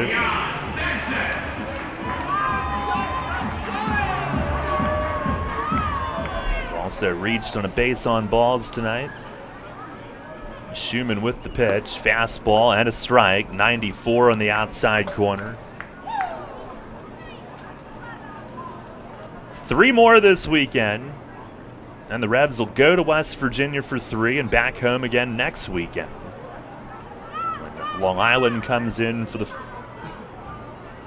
not the first time. Second time this year. Pitch.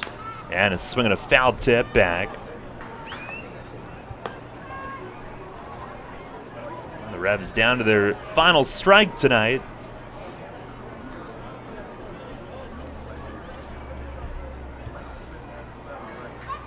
Faced Lancaster 25 times this year. 0-2, and that misses high and tight. Not about to fall to 2-5 in War of the Roses play this season.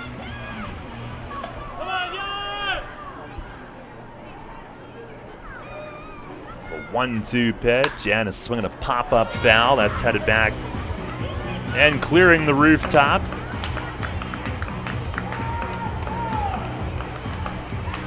As Southern Maryland went a game and a half up on Long Island with the win tonight, Lancaster will stay within 2. The Revs will fall to 5 back. Their biggest division deficit of the season. Pitch to Sanchez, slider, missed a little bit high. Haven't been able to win 3 straight yet, and they'll follow the back-to-back wins with back-to-back defeats.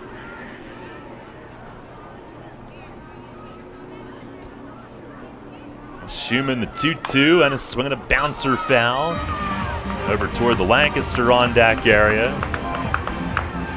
As Sanchez continues to battle.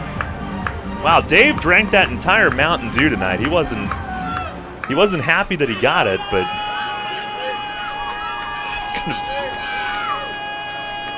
he might be able to run back to Lancaster. Or called 3 more games tonight. Another 2-2. Swing and a miss. Schumann took a little off. Gets Sanchez swinging.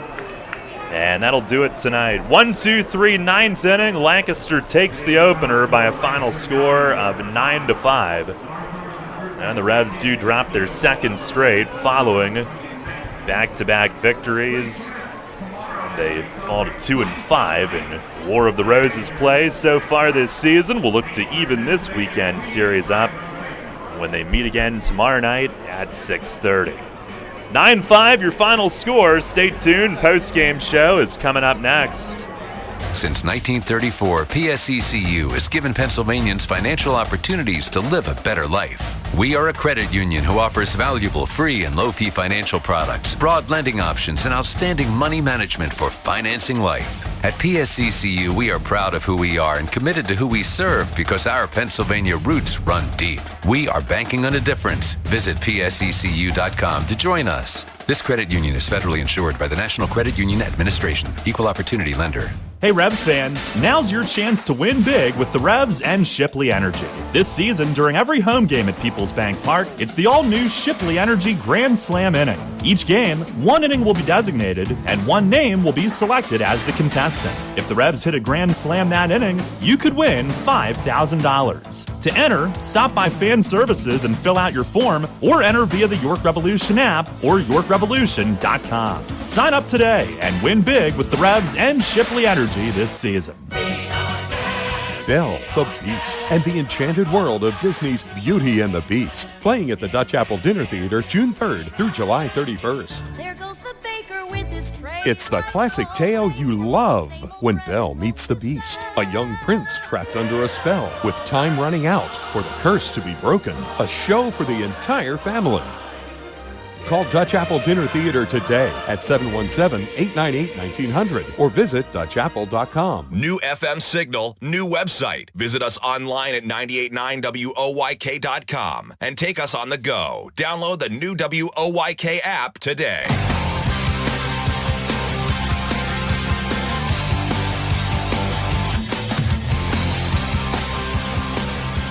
Revs fall tonight 9-5 at the hands of the Barnstormers. That is your final. Daryl Henry, Ray Jensen back with you as we welcome you to the post-game show. Revs slipped to 13-19. Lancaster to 500 as they improved to 16-16. And we'll recap things for you tonight. Jake Welch, couple walks in the first inning, had to battle through the opening frame. In the bottom of the first inning, Augie Silk was very quick, 1-2-3 on just 8 pitches, and things started to go in the opposite direction in a good way for the Revs in the second inning, as Welch's second inning was 1-2-3 on just 6 pitches, and the Revs got to Silk in the bottom of the second inning and built a 3-0 lead, in fact, as Andrew Dundon had a 1-out walk, and then with 2 outs, Kenley walked, Hill walked, that loaded the bases, and Espinal walked, the 4th walk of the inning, forcing in a run. And Darian Sanford was up next and went after the first pitch and popped it up, but Caleb Gindel coming in from right dropped the ball, and 2 runs scored to make it 3-0 York. Sanford was thrown out trying to stretch it to get to second base on the play, but Revs had a 3-0 lead. In the third inning, Lancaster would answer back, taking advantage of a pair of leadoff walks from Welch to start that inning. Ground out moved the runners up, and Blake Gale in a sac fly to left got Lancaster on the board, then Trayvon Robinson with a 2-out RBI single to right, their first hit of the night. In fact, the first hit of the game, Revs scored their 3 runs in the second without a hit, and Lancaster scored its first run in the third still without a hit on the night, but Robinson, the first hit of the game for either team, cut the lead to 3-2. Revs got one back in the bottom of the third when Jan Sanchez parked a home run to right field. That made it 4-2, but Augie Silk, he got into a rhythm from there, retired the next 8, and 9 of the next 10 until the Revs finally made some more noise against him in the 6th inning. And the 4-2 lead did not last. Lancaster scored twice in the 4th to tie it up. 1 run coming home on a wild pitch, another one on an infield hit. And it was 4-4 at that point. Jake Welch went 5 tonight, and it wasn't his best 5. In fact, we told you coming in, he's struggled with Lancaster and all their left-hand hitters, and against the rest of the league all time, he's 1-1 with a 3.97 ERA, but against Lancaster, an ERA above 14 entering play tonight. And his final line tonight, 5 innings, 3 hits, but 8 walks and 4 runs charged to him. Alberto Rodriguez took over in the 6th inning, and Anderson De La Rosa jumped on a leadoff home run to left, and that gave Lancaster a 5-4 lead. Revs answered back in the bottom of the 6th inning as James Harris singled high off the nemesis in left, stole second after a walk to Dundon, which ended the night for Silk, and that was his 6th walk.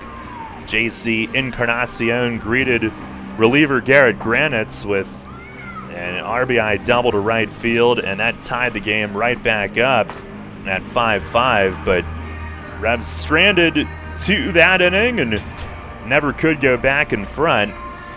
And in the 7th inning, a pair of unearned runs put Lancaster on top to stay. As it turned out, Revs only managed one further hit the rest of the night against Lancaster's bullpen. And in the 7th inning, Trayvon Robinson reaching on an error by Jan Sanchez to start the inning. He stole second. That came after a tremendous play at third by Andrew Dundon, who dove and speared a line drive off the bat of De Aza for the first out. But after the stolen base, and it was a play where Carlos Castro's throw was perfect, but I guess it looked like Espinal tagged Robinson a little high, and his feet apparently were in. So he was out there at second with one out, scored when pinch hitter Ladarius Clark drove a ground rule double to right. That gave Lancaster the lead. Clark would move up to third on a wild pitch and later score on a 2-out single to left by De La Rosa, and that was a ball that was almost caught when James Harris came sliding in but couldn't hang on. And the Clark double, going back to that was not a great route that Encarnacion took in deep right center, so some defensive miscues in the 7th inning. One error, but both runs were unearned, and Lancaster adding in the 8th inning when Gindel came home on a throw down to second on a steal, made it 8-5, and then 9-5 in the 9th inning on a De La Rosa RBI ground out. He drove in his 3rd run of the night, and that provided the final margin. So that's the recap tonight. That's how it played out. 9-5 your final score. Lancaster wins it. And we will take a break. Final segment coming up with a look at scores from elsewhere, and then joining Stanley Cup Final Game 3 in progress. Stay tuned for that as well, as our